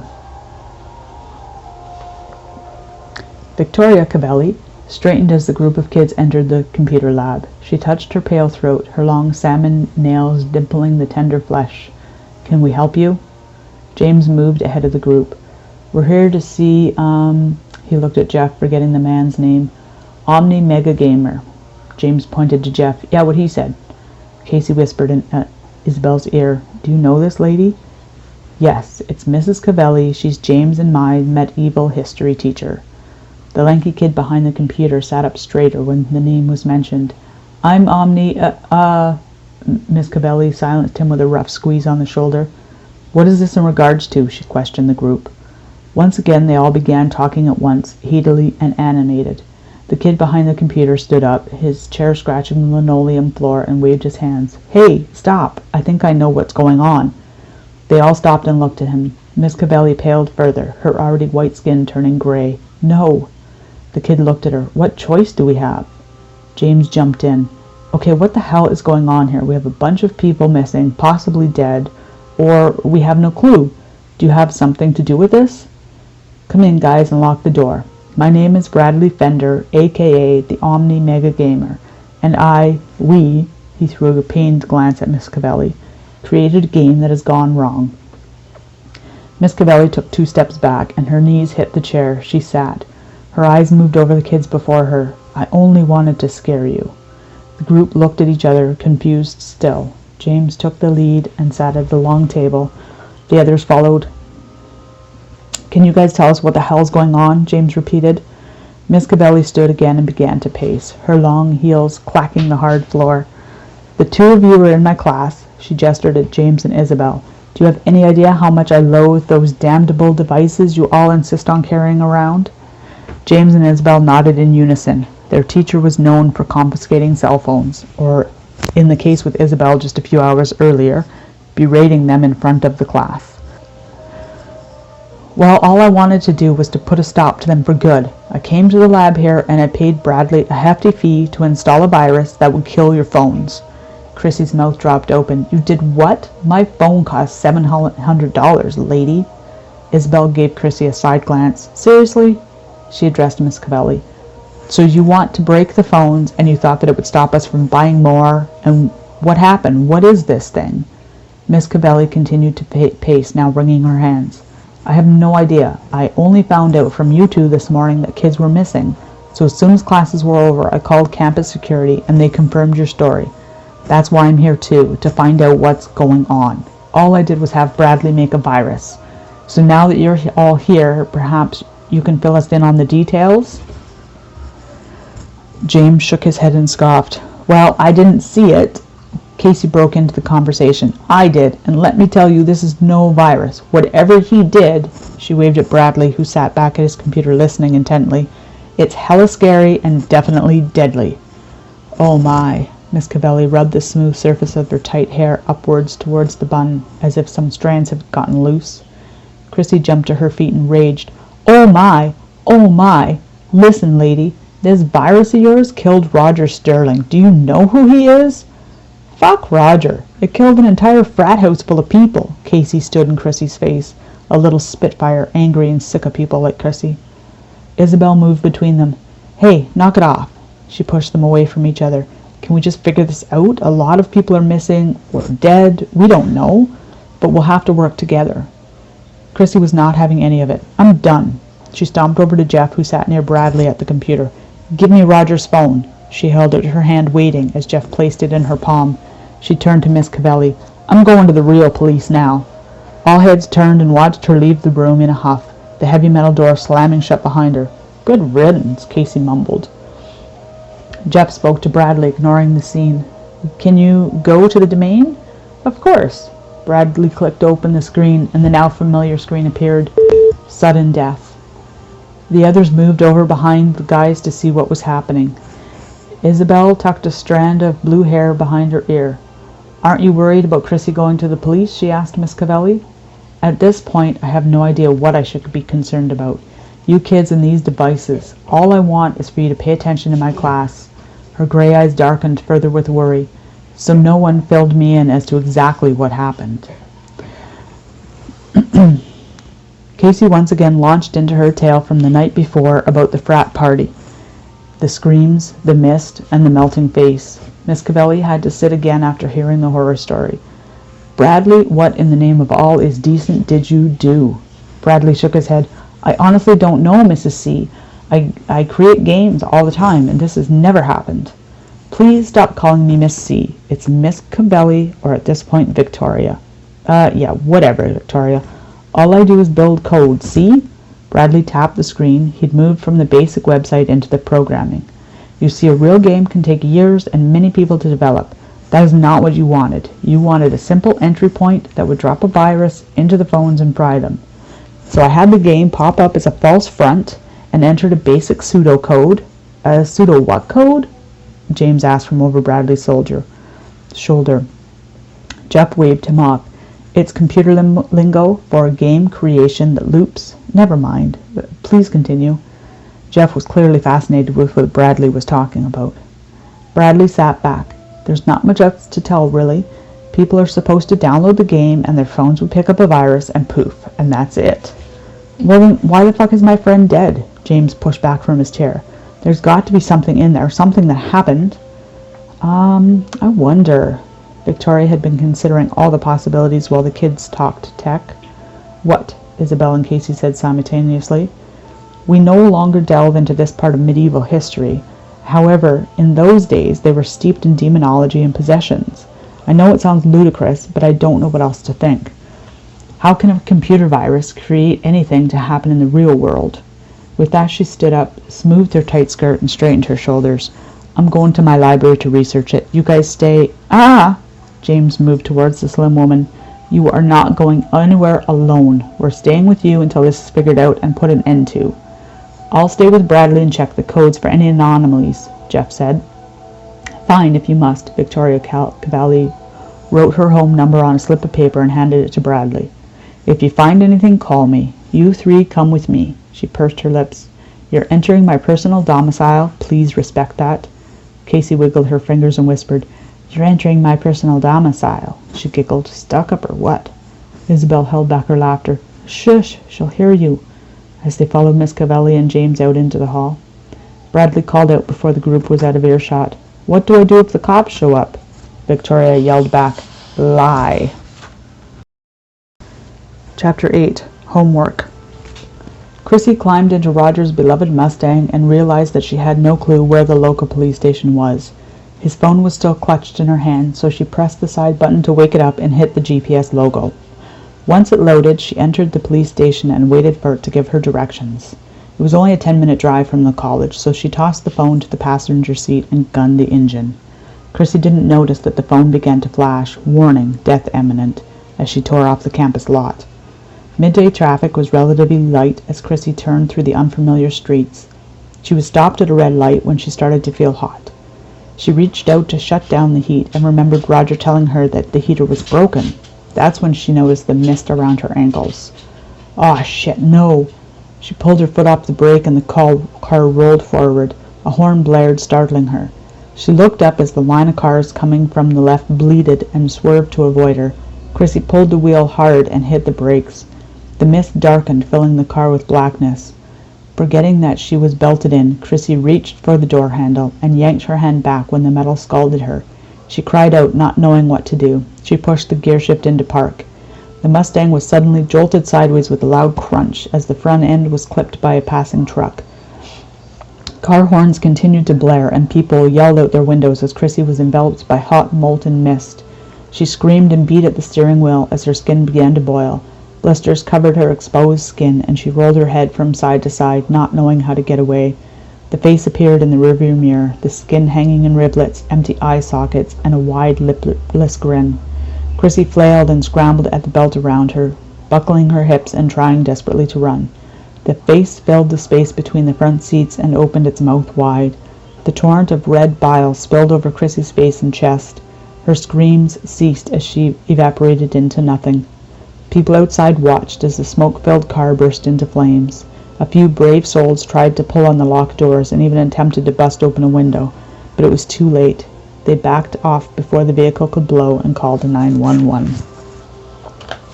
Victoria Cavalli led the 4 kids across the campus to her house. She lived only a few blocks away and usually walked. She contemplated what was happening while the kids talked quietly behind her. Isabel leaned into James as his phone went off again. Victoria threw a distasteful glance over her shoulder. Those things will be shut off when you come into my home. James ignored her and spoke to Isabel. It was Tommy again. He wanted to know what's going on because I hadn't talked to him yet today. So I told him to go to the computer lab with Jeff and, Omni Mega Gamer, Isabel added. Yeah, that guy. What the hell kind of name is that anyway? A computer nerd one, I suppose. Isabel watched Cavalli as she clicked along at a steady pace in her high heels. For an old gal, she had great legs. What do you think her house is like? James scoffed. Cold as ice, I'm sure. Casey whispered from the other side of Isabel. Maybe she's a witch and she cast a spell on the app. Nah, it can't be, James whispered back. You saw her reaction back there. She may be mean, but she's no murderer. You kids realize you're not as quiet as you think you are? Victoria turned up a pathway that led to a surprisingly quaint cottage-style bungalow. Casey blushed, and Isabel nodded her in the ribs. Oops, said Isabel. Sorry. Victoria unlocked the front door and stepped inside. She removed her cashmere overcoat and placed it on a hook above the antique preacher bench. Check your shoes. If they're dirty, please remove them. Pointed to James, she reiterated, Phones off. They all looked at their shoes, verified they were clean, and hung up their fall jackets alongside hers.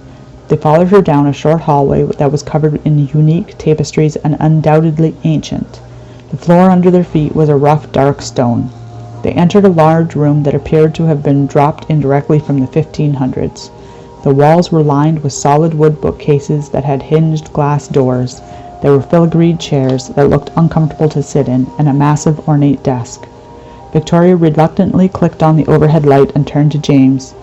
"Can you please go around the corner to the kitchen and bring in 3 chairs? I do not want you kids sitting in my Renaissance ones." Casey pressed Isabel's arm and mouthed, "Wow," rolling her eyes. Isabel just shrugged. She understood in a way. The room was spectacular and probably cost the teacher a small fortune. She peered into the nearest bookshelf, reading the titles that were written in a language she did not recognize. James slowly tottered in one chair at a time, smart enough to know that he needed to use caution and not bang into the walls. "So this area here," Victoria Cavelli pointed to the floor-to-ceiling shelf that housed all of her theology, folklore, and demonology books, "is where we need to research.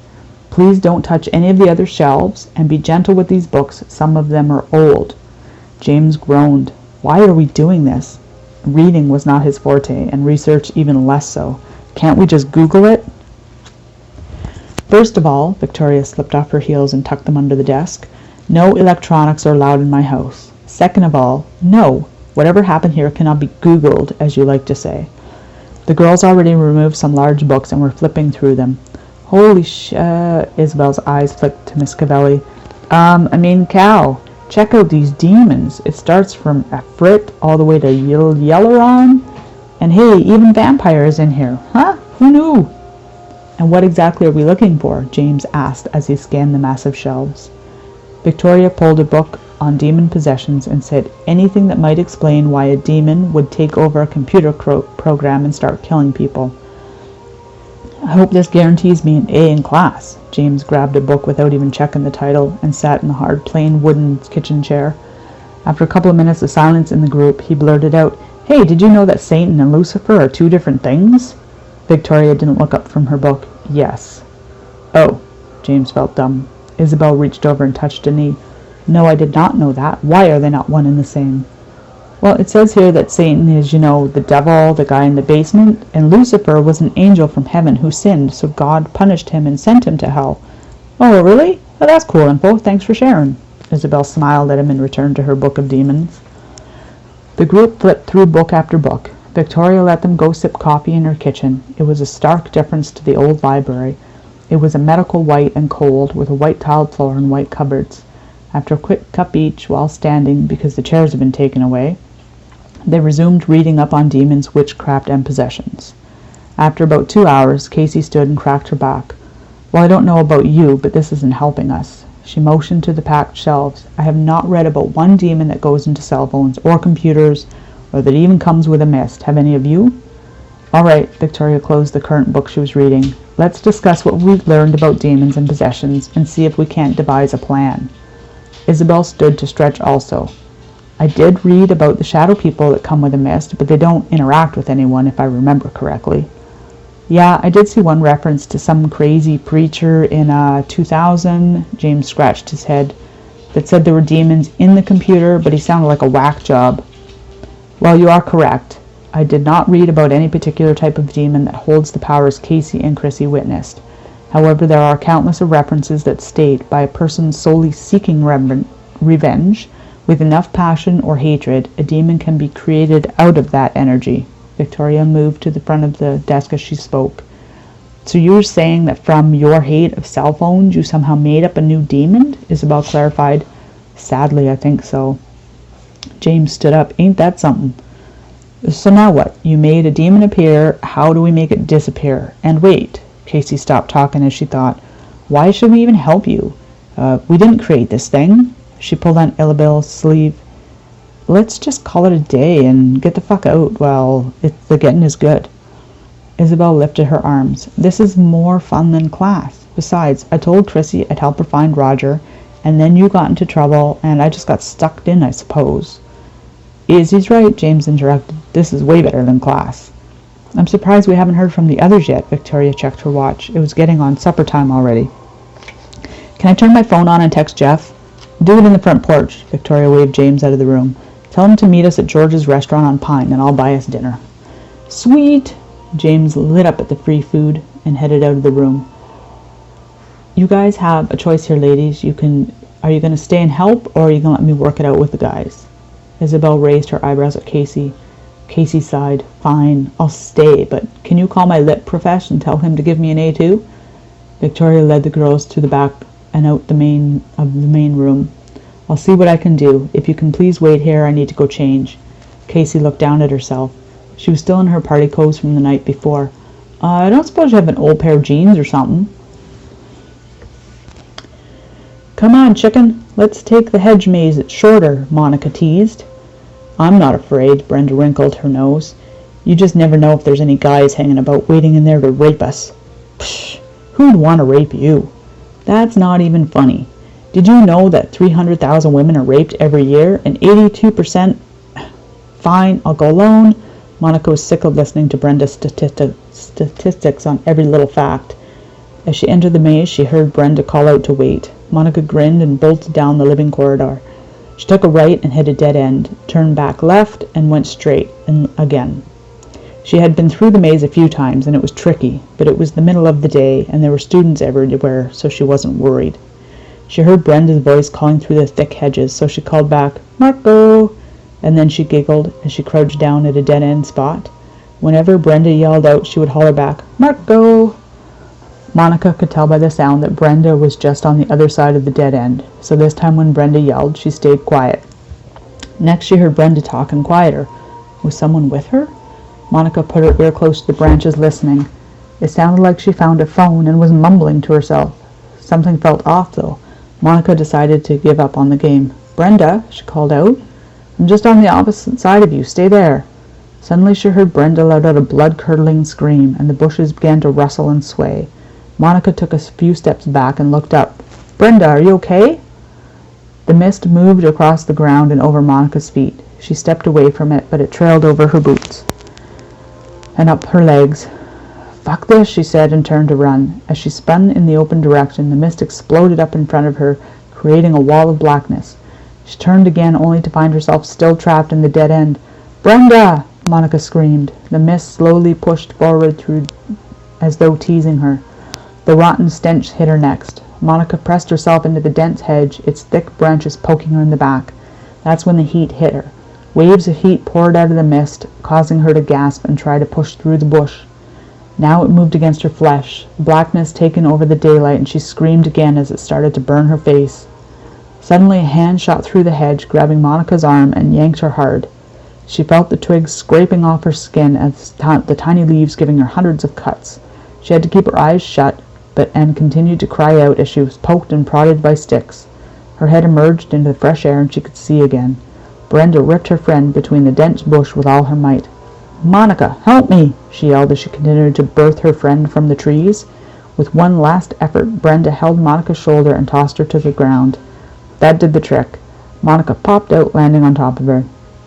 Monica sucked in clean air. Half her face was covered in blisters from the heat, and the rest was torn and bleeding from the branches. What the hell was that? Monica whimpered. Brenda pushed her off and got to her feet. I don't know, but it's coming through. She pointed to the hedge that she had just saved her friend from. Let's go. Monica linked her hand into Brenda's, got to her feet, and they ran together towards the central opening of the hedge maze. Victoria and the group met up with Tommy, Jeff, and Bradley at George's diner as they planned. They took a seat at the back of the dim restaurant where they could talk freely and not worry about people overhearing them. James filled the guys in on what they had been doing at Miss Cavelli's house and asked if they learned anything new. Bradley rubbed his chin with his long fingers. We shifted through a shit ton of code, and the only anomaly we found was this. He laid his phone down on the table so everyone could lean in and see the screen. Of course, to most of them it was gibberish. There was an ampersand, a function, hand drawing, comma, string, Bermori, a float up interval, comma, ampersand, if, SDDDDTH, equals, hashtag 666. So what are we looking at here? James asked. I mean, besides the obvious 666, is that it? Part of it, Bradley shook his head. I don't know how it got inserted, but that word Vermurray was not put there by me. Neither was 666. Dude, it's so boring to watch these two nerds reading the screen. Tommy added his 2 cents to the conversation. So when they found that weird word, I Googled it, and guessed what? Isabel twitched nervously as she sat near Tommy, his blonde hair hiding half his face. She was no longer concerned with the demon. She just wanted to reach out and brush it out of his eyes. What? She said along with the rest of the group. Casey elbowed her ribs. Stop it, or he's going to notice, she whispered from the side of her mouth. She was sitting between Isabel and Mrs. Cavelli, the boys on the booth bench around the back and the side. Tommy was directly across from Isabel and her loving gaze. Tommy continued, this here prof, he clicked his screen, Professor Ben Collins, who made this website on every demon he studied. It turns out Vermurray is a demon. He turned the phone for all to see. I told you I should have Googled it, James frowned at Mrs. Cavelli. Yes, but we don't know what we're searching for, Mr. Johnston. James shrugged and took Tommy's phone. Yep, it says right here, Demons and the Effects of Technology by Ben Collins. The facts. Vermurray, a demon brought through by technology, black mist, melting face. He even has some case history. First recorded event 1991, leaked out, later hushed by the government. Estimate 20 people missing. Second event 1995 in Marshtown, Florida. Estimate 120 missing. Third event 1996, Hickey, Minnesota. 60 missing. Check out demons.com. Let me see that. Victoria Cavelli held out her hand for the phone. She scanned the site. Well, there's not much else here. She passed it over to Isabel next. Can you find more information on the professor? I think I may have to give him a call. She called out to get the students' attention. Were you able to shut down that app, Bradley? Bradley shook his head. No, ma'am. We tried everything. I even went so far as to delete the code, and it just bloop. He gestured with his fingers in a flicking motion. Reappeared. Jeff piped up excitedly. It was creepy, but kind of cool, too. Victoria hushed them as the waiter approached. They placed their orders and proceeded to toss around ideas on what they should do about the demon. As they ate and talked, Tommy asked Victoria a question that silenced the group. Mrs. Vicky, why are you buying us all dinner and letting us help you? You sure don't seem like the kind of lady that wants to hang around a bunch of kids.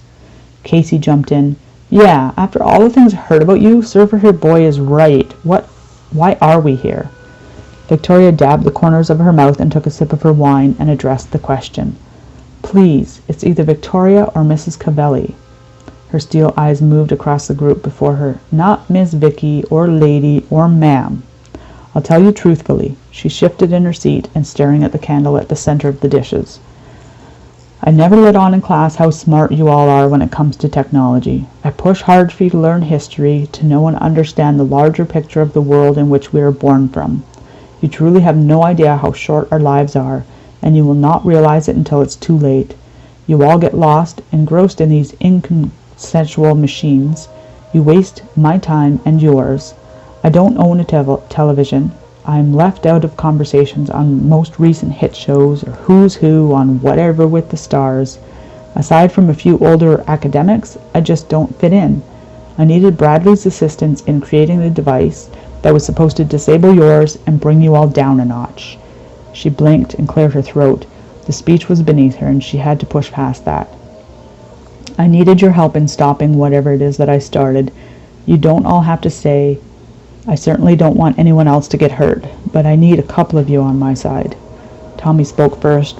That's cool, man, I'm in.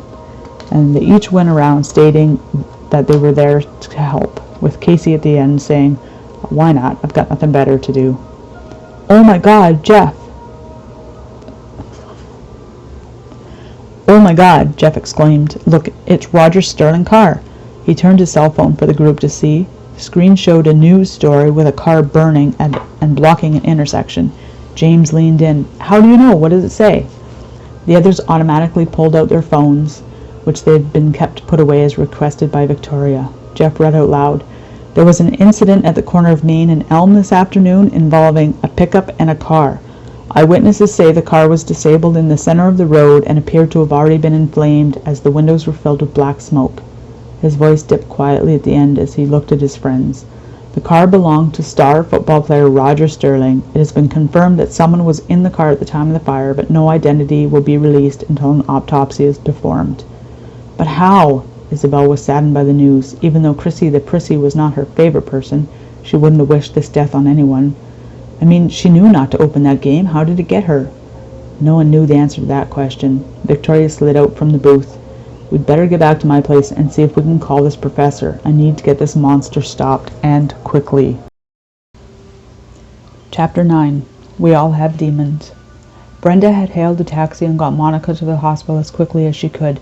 Now she paced the waiting room as her friend was being treated. She felt hysterical, and it was all she could do to keep calm until she could talk to her friend again. Finally, after what seemed like days, a nurse called out her name. Brenda raced forward. Is she okay? The plump nurse nodded. She's fine. Some minor scrapes and burns, but no permanent damage. Here, she pushed open the wooden door. You can visit for a while, but then she'll need rest. Brenda nodded quickly. Of course, thank you. When she stepped in and saw Monica all wrapped in bandages, her breath caught in her throat, and she rushed to her friend's side. Monica smiled weakly. Don't say I told you so. Are you freaking kidding me? I would never. Brenda frowned. How are you? Are you truly okay? The nurse says you are, but... Yeah, I'm good. I'm on a bit of pills at the moment and not feeling a thing. Doc says there'll be no permanent scarring. It was only a minor burn. They call my parents, though. They'll be here by morning. I just hope my mom doesn't freak out and try to pull me from school. Monica looked wanly at Brenda. I love it here. I know I tease you a lot.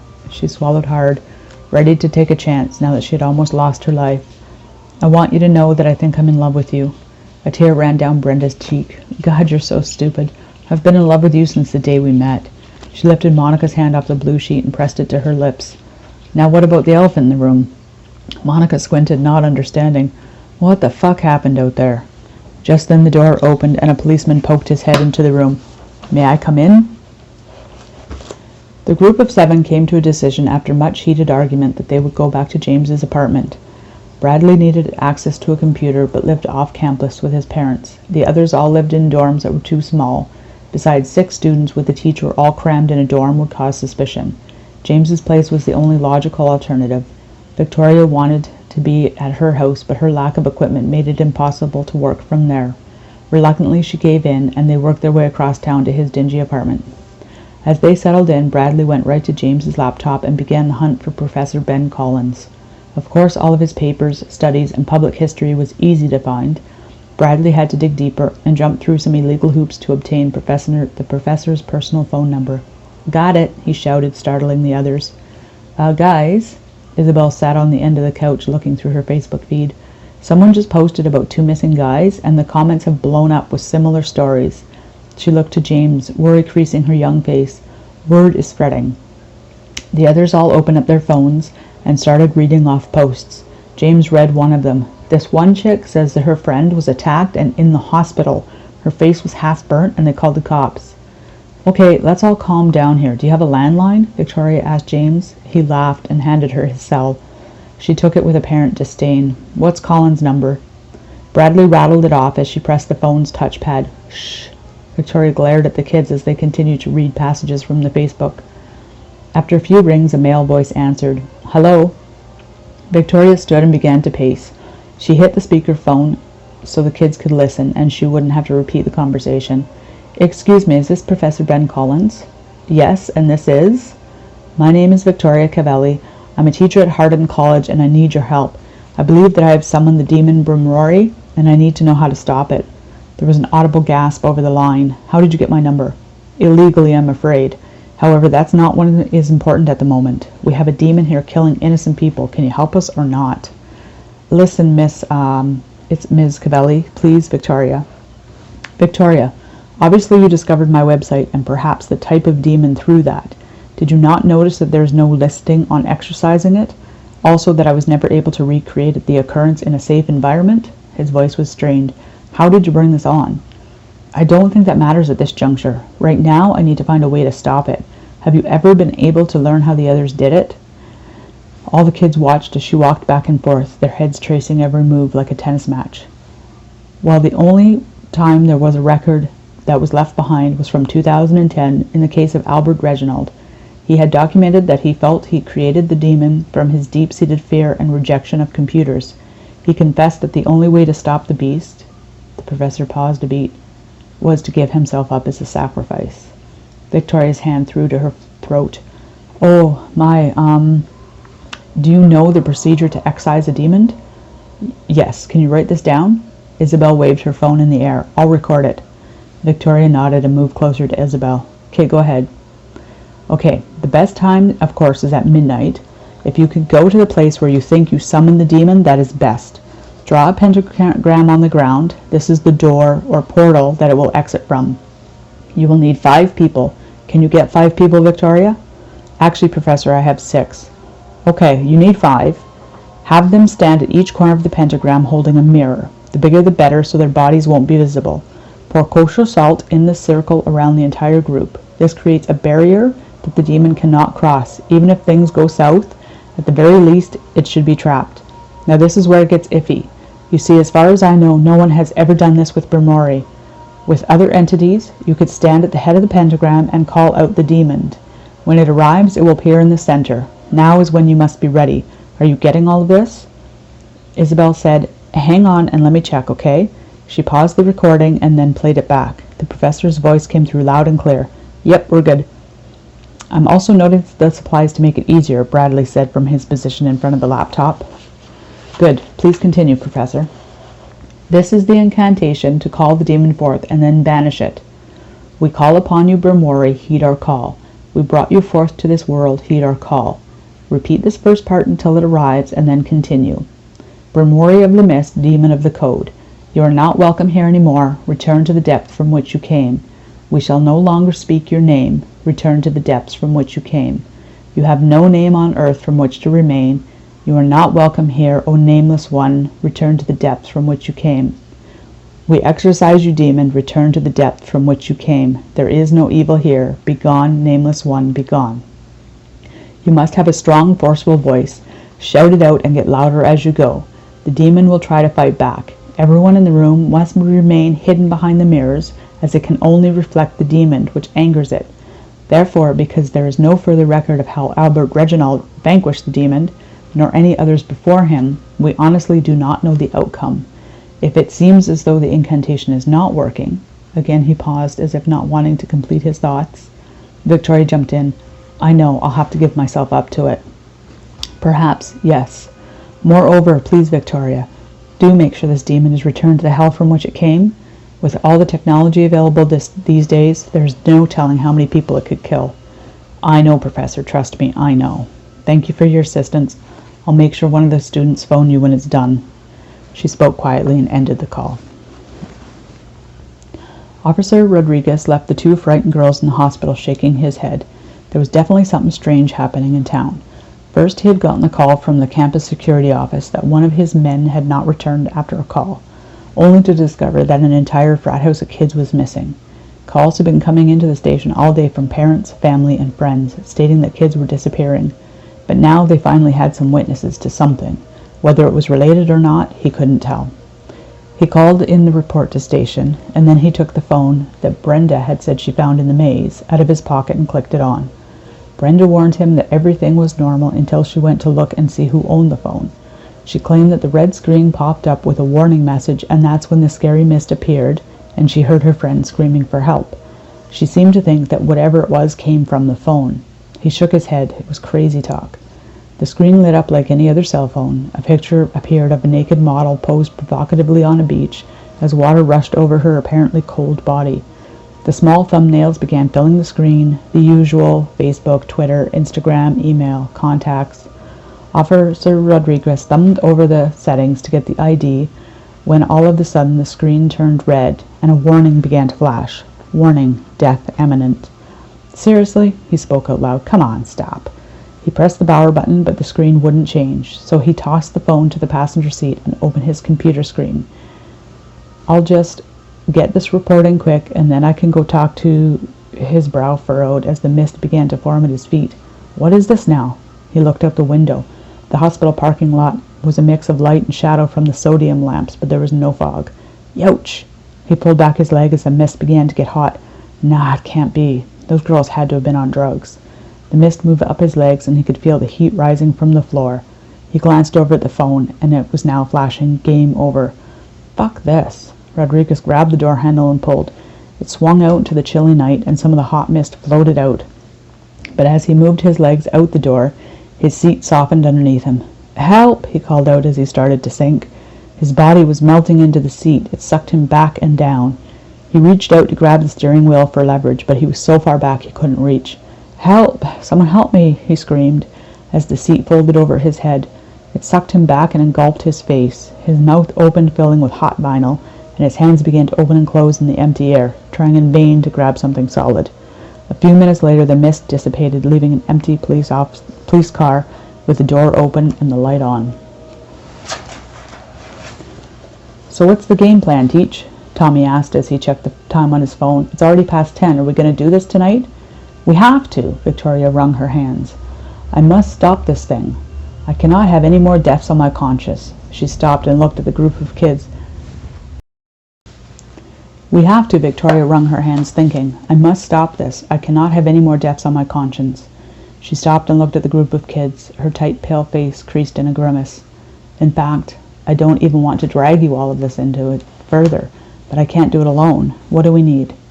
Bradley looked at the list on the computer screen. "We'll need chalk or something to write on the floor with, kosher salt, whatever that is, and 5 large mirrors. We can get the mirrors at Wally World. They're open 24/7. "My parents will have kosher salt." Everyone turned to look at Jeff. "We're Jewish." He shrugged and smiled.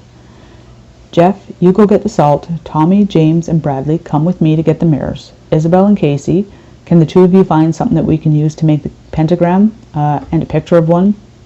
And we'll meet up at the computer lab by 11. Victoria moved to the door and stopped. She turned back to the group of kids that she had only met a few hours earlier. "I honestly am sorry for all this, and I'll pray for you to be safe." Then she went out the door, leaving them all stunned. Casey was the first to break the silence. "I guess it takes a demon from hell to melt the Ice Queen." Isabel raised her eyebrow. "So not funny. Let's go." "Okay, see y'all soon." Casey bounced excitedly past the boys, the yoga pants Mrs. Cavelli had loaned her riding up nicely up her round bottom. Bradley shook his head. "Boy, I hope casting out demons makes girl horny. I could sure go for some of that." "Do you really think we're going to see a demon?" Jeff nervously asked, ignoring Bradley, thinking of the next few hours ahead. James threw on a warmer winter jacket. "I hope so. I want to tell that fucker off for killing Billy. Hey, speaking of which, Bradley, if we live through this, do you want to get out of your parents' pad?" "Yeah, perhaps. What's the rent?" "Come on, dude. She's leaving us behind," Tommy said as he pulled open the door. Yeah, okay. We'll talk later." James waved Bradley along and locked up after everyone left the dingy little apartment. The campus security reception, Darlene Jones pushed her way past a group of rowdy teenagers and up to the glass window. "Hey, officer." The woman behind the glass looked up, her mouth a tight line making her lips disappear. "Can I help you, miss?" "Hell yeah, you can help me. My campus officer Rollins has been MIA all day, and y'all sent Popo out to find him hours ago, and I haven't heard anything. What's up with that?" "Excuse me, and you are?" the middle-aged dishwater blonde behind the glass asked. Darlene pressed her thumb under her name badge. "I'm just a grunt like you, officer. My name is Jones, and I'm the campus security receptionist. Now I think at least 2 of the lawmen are missing, and you all better do something about it." "Please have a seat, Miss Jones, and I'll get a detective right out to see you." The counterwoman sighed and picked up her receiver, already fed up with the day and only 3 hours into her shift. Darlene Jones didn't bother to sit. She stood near the poster board reading the headlines and tapping her foot, until finally her name was called out. Darlene turned and faced an older, heavy-set officer. "Can you come this way, ma'am?" he asked her, holding the door open that led to the back of the offices in the police station. "Yeah, let's get on with it." Darlene huffed, pushed past him and into the bright beige hallway. "Right this way, Miss Jones." He led her to the room lined with low-walled cubicles. Other officers were busy typing or talking on phones. He directed her to his small portion of the offices. It was a 6x6 cubby with a single desk and 1 guest chair. He took a pen off his mound of files and pulled out a ratty notebook and finally looked directly at her. "Now what can I do for you?" "Are you for serious?" Darlene Jones fumed and stood up.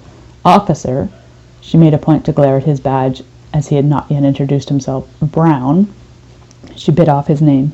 "Do you people not know what's going on around here? My campus officer Rollins has been MIA since this morning, and now I believe one of yours," she screamed loudly, attracting all the heads to pop up over their walled offices. If she hadn't been so mad, she would have been rolling on the floor laughing at the comical sight. I have tried for the last 2 hours to get Officer Rodriguez on the horn, and no one knows where he is either. Are you real policemen or Keystone cops? She stormed out of the cubicle and headed back to the door. And here the college kids make fun of us. Well, let me tell you all something. Her hand was now on the door, and not one of the officers had tried to stop her or calm her down. I'm going to get to the bottom of this, and you all can go to hell. Officer Heller raised his eyebrows to Officer Brown. What was that about? Officer Brown shrugged. I don't know, but I'm sure it had something to do with all those kids missing. Perhaps I'd better look into what Rodriguez was up to today. Chapter 10. Endgame. By the time Victoria and the boys arrived with the mirrors, Casey, Isabel, and Jeff were waiting in the lab. They had no troubles getting into the building, as most of the central annexes were open 24/7. Of course, that didn't mean they had free rein, but they all hoped no one would notice them and come to see what was happening. Please take the mirrors over there and unwrap them. Carefully now, we can't afford to have any broken ones. Victoria directed the boys to a large empty counter space, where they gently laid out the 5-foot mirrors. Hey, that's just like the one on the back of my door, Casey said, bouncing forward to look. Victoria grabbed her wrist. Please don't touch. Wow, tense much? Come on, Casey, let's start the pentagram. Isabel waved her over to break the awkward moment. Miss Cavelli, how big should this be? Well, I suppose the center needs to be large enough for a person to stand in it. She rubbed her chin, thinking, make it about 6 feet in diameter. Okay, Jeff, can you help us move these desks aside? Isabel moved some chairs, and they needed to make ample space for the circle and all the people to stand around it. Jeff and Casey helped her move all the desks as far apart as they dared, as there was a lot of wiring to contend with. When Casey held the drawing up as Isabel marked the pentagram out on the floor, Victoria moved from one side to the other, rubbing her throat and walking around the entire thing. She nodded. It looks perfect, Isabel, thank you. Bradley walked around the room, flicking on battery-operated candles that the girls had presence of mind to pick up. For ambiance, they said. James and Tommy had all the mirrors unwrapped and leaning against the wall nearby. Now what? James asked. Victoria drew a deep breath. I guess this is it. Jeff jumped up. No, you forgot the salt. He reached in his bag and pulled it out. Can I? Be my guest. Victoria waved him on, not sure what to make of the students all being so enthusiastic about this. Of course, it wasn't their lives on the line, it was hers. She watched as he made a thick white circle completely around the pentagram on the floor. Now that we are ready, one of you must leave. What? Huh? Whoa! They all sputtered and looked at Miss Cavelli and each other. Tommy spoke up. What do you mean? Professor Collins was clear on 5 people at each point in the pentagram. She pointed to the star on the floor. That means you must remain behind the mirrors at all times. I'm the summoner, so I'll be at the top inside the circle. We have one too many people in the room. This is going to be an ordeal, kids. You all think this is a game or a walk in the park? Victoria closed her eyes briefly, enhancing the dark circles that formed over the day. She touched at her throat again and resumed. You must take this seriously. Anyone could die tonight. This is not just a class that you can fool around in or daydream. Every one of you must pay attention and be alert. Stay behind the mirrors, no peeking out, ever. If the demon sees you, there's a chance that you could die instantly, or that it could jump into your body and possess you. Professor Collins didn't have much information on this demon, but he's had years of experience and I believe him. So you'd better be quick and decide who's going to be our door guard. James looked at the girls. I think neither of the girls should be here, so it's one of them. That's sexist, Casey spat at him. Whoa, Dudette, Tommy held up his palms. It's not sexist, it's chivalrous. Bradley raised his hand slightly. Can I go? He blushed and dipped his head low. I mean, I know I helped make the game, but that was it. I don't want to fight no demon. And besides, I still have to kill the game once this is over. Victoria placed a hand on her shoulder. Yes, of course, Bradley. I never wanted to put anyone in harm's way. She swallowed hard. I won't be here when this is done, so please make sure you'll kill the game too. Bradley pursed his lips and gave a slight nod. I'm sorry, he muttered as he walked out the door and switched off the overhead lights. The group looked around, blinking as their eyes readjusted to the flickering faux candlelight. Casey rubbed her hands together. So I guess this is it. Victoria bowed her head. This is it. Isabel wanted to wrap her arms around Mrs. Cavelli. She felt sorry for her. After all, it was a mistake. Who would ever think demons were real? Oh, snap, she thought to herself. I suppose that means God is real. Shit, I better start going to church. She mentally crossed herself. Everyone grab a mirror. James, you stand over there. Victoria moved the students into places just outside the salt circle and at the tip of each star point. The kids all watched her as she moved to the top of the pentagram, each of them holding a light mirror and a cheap pine frame that faced into the center. the candlelight reflecting eerie shadows across the room and casting their faces to dance in the mirrors. Isabel got the shivers. It was getting real now. When I start the incantation, you all must raise your mirrors up past your faces. No matter what, do not look around it, do not put it down, do not speak. You must act like statues. I've never done this before, but I'm positive you will know when it's over. What are we supposed to do if we get asked about what happened here or what happened to you? James had the sudden thought to ask. Victoria turned to him. I guess I would lie, James. All of you, lie. Hopefully you'll get out of here unnoticed, and after that, act dumb. You could say we all had dinner together. That was the last time you saw me. A tear trickled out of the corner of her eye and ran down her cheek. If you get caught in this room, just say it was an experiment. Again, I'm truly sorry that I got all of you into this. Is there no other way? Jeff asked from his position at the base of the star. I'm afraid not. Victoria clapped her hands. Come on, it's nearing midnight. Let's do this. The kids all lifted their respected mirrors. Isabel, Casey, and Jeff were all short enough that they could rest the mirrors on tops of their runners and not have to hold any weight for long. Tommy and James were not as lucky. They were much taller. Victoria stood inside the salt ring at the very tip of the middle point. She drew a deep breath and began to chant. We call upon you, demon Bermori, heed our call. We brought you forth to this world, heed our call. We call upon you, demon Bermori, heed our call. We brought you forth to this world, heed our call. We called upon you, demon Bermori, heed our call. We brought you forth to this world, heed our call. Victoria's voice rose in crescendo with each passage. The room, already dim, with only a candlelight, seemed to darken more. A rotten smell began to reach their noses. From behind her mirror, Isabel's eyes darted back and forth from the shadows to the left on to the shadows on her right. She could see Mrs. Cavelli's light gray sensible shoes inside the circle, and Casey's bright pink ones outside the circle, and that was all. She hoped this wouldn't take too long. She was freaking out already. A hitch in Miss Cavelli's voice brought her back to the moment in hand.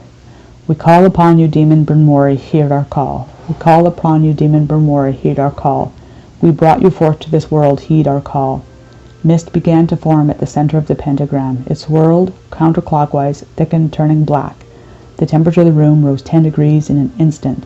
The black mist blotted out the center drawing on the floor, but somehow stayed inside the circle, as though it could not cross the salt line. As the mist touched Victoria's feet, she could feel the heat within. She stayed in position, daring not to show any fear, and continued her incantation. Bermori of the mist, demon of the code, you are not welcome here any more. Return to the depth from which you came. A deep-throated laugh rang through the space. It vibrated the walls and the windows and rattled in their panes. We shall no longer speak your name. Return to the depth from which you came. You have no name on earth for which to remain. You are not welcome here, O nameless one. Return to the depth from which you came. We exorcise you, demon. Return to the depth from which you came. There is no evil here. Begone, nameless one, begone. As Victoria finished the last line, the demon flew out of the protective mist, its scales or claws extended towards her. She could not help but flinch back from the hideous molten face that suddenly appeared before her. It laughed again, causing a hot wind to blow across the room and shake the lightweight mirrors in the kids' hands. Casey cried out as she held to steady her mirror. The demon heard the voice and spun, only to come face to face with itself. It let out a bellow and spewed its red bile towards her. The vicious fluid hit the mirror and dripped down in her pink shoes. Behind her mirror, Casey looked down and grimaced, wanted nothing more to do but wipe it off, but she held steady. Victoria had continued with the exorcism, repeating the main lines and holding her place, even though she was terrified to the core. We shall no longer speak your name. Return to the depth from which you came. You have no name on earth for which to remain. You are not welcome here, O nameless one. Return to the depth from which you came. We exorcise you, demon. Return to the depth from which you came. There is no evil here. Begone, nameless one, begone. The demon screamed again and faced each mirror, trying to cover them with his bile. As it turned again, ready to pounce on Victoria, the only one within its confinement, there was a flash that caught its eye. Victoria picked up the flash too and turned her head to the doorway. She screamed, "No!" reaching her hand out but not daring leave the circle. The demon stared between the two reflections of itself and caught sight of a pale face up against a small window in the doorway. Bermori opened his mouth wide and screamed once again, unleashing waves of heat. The door began to buckle and draw in. James, who was at the head of the pentagram and behind Victoria, could see what was happening in the doorway to his right. He watched in horror as Bradley was sucked into the door. His face melted into the grass, his screams horrendous and torturous. His skin bubbled and his eyes popped in the heat. Quickly his body was somehow absorbed into the door, and turned into molten liquid as he was dissolved. The door hardened to normal once again. James pressed his face against the back of his mirror and started to cry. Jeff stood closest to Tommy and mouthed, "What's going on?" Tommy just shook his head. He didn't know either, but he was smart enough not to look past his mirror. They were just going to have to wait it out. "Hey, lava head!" Victoria screamed at the demon, picking up a handful of salt and tossed it towards the beast. When the salt landed, it cried out with anger and spun back towards her. She stepped closer to it and yelled as loud as she could, "I exorcise you, demon. Return to the depth from which you came. There is no evil here. Begone, nameless one, begone." She jumped and threw herself into its arms. There was a thunderous roar and a shock wave. The kids were thrown wide away from the circle. Their mirrors went flying in all directions, and all of them smashed. The temperature returned to normal, and the darkness returned to a dim candlelight. James dared lift his head. The circle was empty. Victoria and the demon and the mist were gone. "Holy fucking hell!" Tommy jumped up, brushing shards of mirror out of his long hair. "That was the craziest thing I've ever done." Casey sat blinking. "That was freaky for sure." She looked down at herself and remembered her shoes. "Aw man, it ruined my shoes." The reddish-orange goop had completely covered her cute pink toes. "Is everyone okay?" James asked as he wiped the tear-stained face, hoping that others didn't see.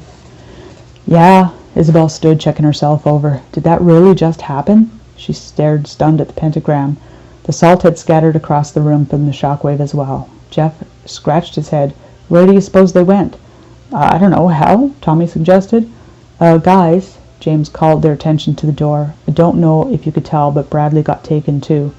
"Oh no, the game!" Jeff cried out and took off for the nearest computer. Bradley was supposed to make sure that once the demon was gone, he could shut down the game. He clicked it on and waited for it to boot up. The others moved in beside him. "Do you think you can do it?" Isabel asked over his shoulder. "I'm going to have to try, or Mrs. Cavelli died for nothing and we're all screwed." Just then there came a loud pounding at the door and their heads turned. "Oh no," Casey whispered.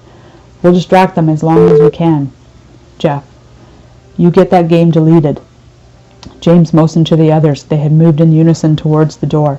"Follow my lead, okay?" He unlocked the door and pushed out into the hallway where 2 police officers and the dean of the school was standing. "What's going on in there, Dean?" Collins yelled to the group as the group exited. James started babbling loudly and waving his arms erratically. Understanding that he was creating the distraction, the others all began to take notice. They were not holding back about what happened either. Mrs. Cavelli wanted them to. They started ranting and raving about a demon. James moved ever more to the left, drawing the group with the dean and the officers away from the door. "Stop!" the dean yelled. "I can't understand a word. Let's go up to my office and you can explain yourselves one at a time." James reached out and gave Isabel's hand a gentle squeeze as they proceeded to the dean's office with the cops in tow. Now that the building was silent and Jeff was all alone, he began to sweat. The quietness was giving him the heebie-jeebies after everything that just happened. He ignored the feeling of being watched and typed quickly, re-entering the codes as he watched Bradley do only hours earlier. He wove his way through the maze of passwords, thankful that he had a great memory, and the game code rolled up on the screen. "Okay, Bradley," Jeff spoke softly in the empty room. "If you were anywhere with us, please make this work." He simply pressed Control*A and selected all of the code, closed his eyes, and pressed delete.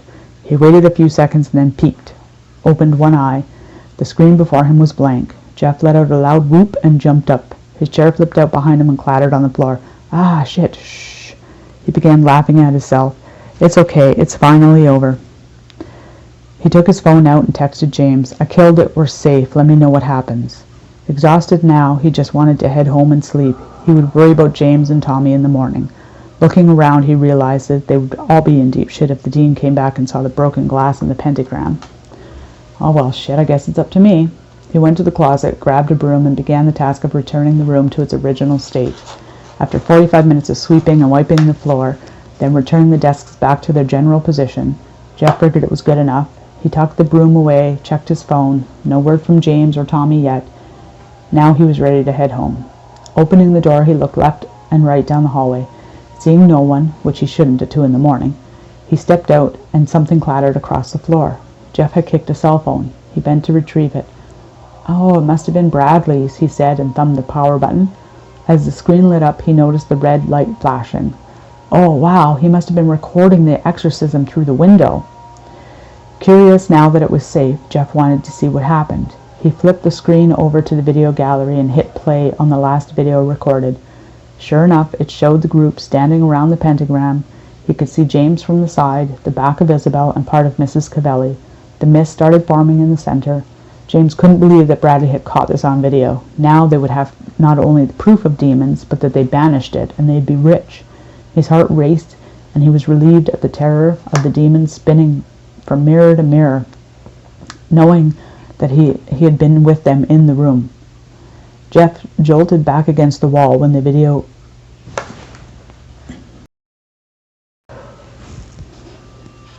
Curious now that it was safe, Jeff wanted to see what had happened. He flipped the screen over to the video gallery and hit play on the last video recorded. Sure enough, it showed the group standing around the pentagram. He could see James from the side, the back of Elizabeth, and part of Mrs. Cavelli. The mist started forming in the center. James couldn't believe that Bradley had caught this on video. Now not only did they have proof of demons, but that they banished it and they would be rich. His heart raced as he relived the terror of the demons spinning from mirror to mirror, knowing that he had been one of them in that room. Jeff jolted back against the wall when in the video the demon saw Bradley. He could see now its molten face clearly. It was horrifying. The empty black eye socket seemed to be staring right at him, and the phone in his hand turned hot. Jeff cried out and opened his hand to drop it, but he couldn't. His skin had melted into the phone. The demon's face appeared larger and closer in the phone. Jeff screamed as his own face began to melt. He was rooted in place, his legs buckled, and he fell to the floor as his body dissolved into nothingness. The phone lay by the computer lab door. The video ended, and the screen turned black. Chapter 11. Aftermath. Dean Collins released the kids at 4 in the morning. It had been a couple of arduous hours speaking with each of them individually, but he got through it. He stood from his desk, massaging his lower back. The police officer stood in unison. "Well, Officer Brown, what do you make of their stories?" Officer Brown shook his head. "I'm wondering if they all took some hallucinogenic drug?" He scoffed and then put his hat back on his head. "Fighting a demon, people melting. I mean, really, so are you going to suspend them?" Dean Collins moved around his desk towards the door. "You know, I'm actually not sure yet. I know it's early in the morning, but you two can come with me down to the lab before we wrap this up?" Officer Brown nodded. "Yeah, we should check it out before the classes start."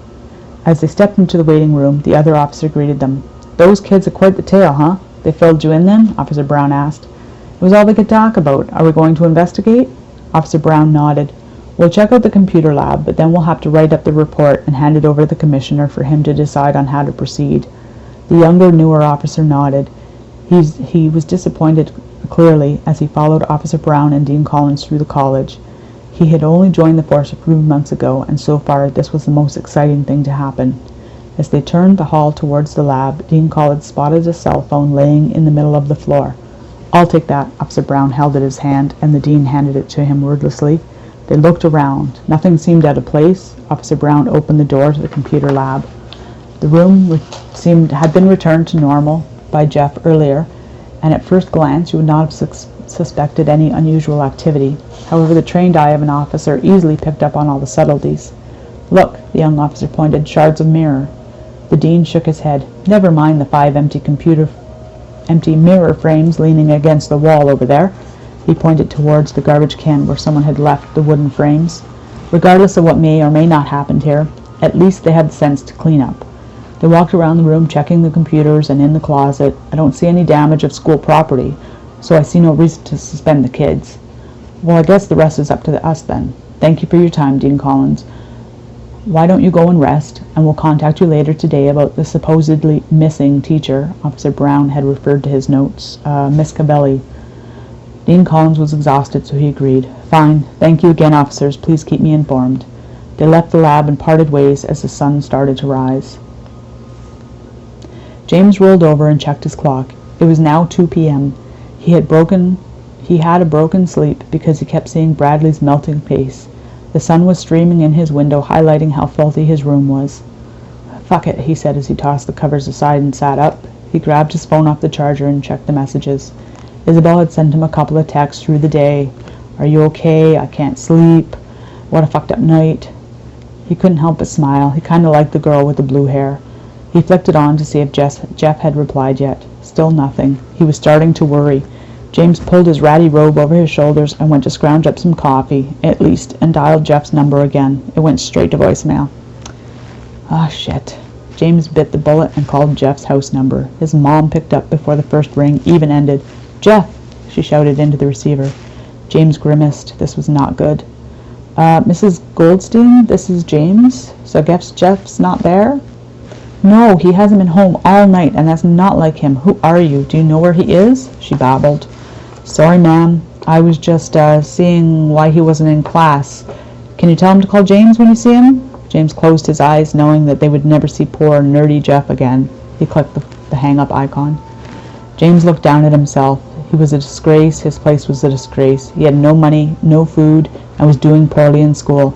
He texted Isabel and Tommy at the same time. "Are you up?" Isabel responded immediately. "Yeah." Nothing from Tommy. James texted, "Jeff is gone." Isabel responded, "What?" James texted, "I'm done here, and I'm going to pack a bag and take off, okay? Thanks for being there. Talk to you later." Isabel texted back, "Where are you? Why? What?" James turned his phone off and went to have a nice hot shower before hitting the road. He was sure his family would come looking for him soon, but until then he needed time to think. This whole ordeal had set his life in a new direction, and he had to find out what it was going to be.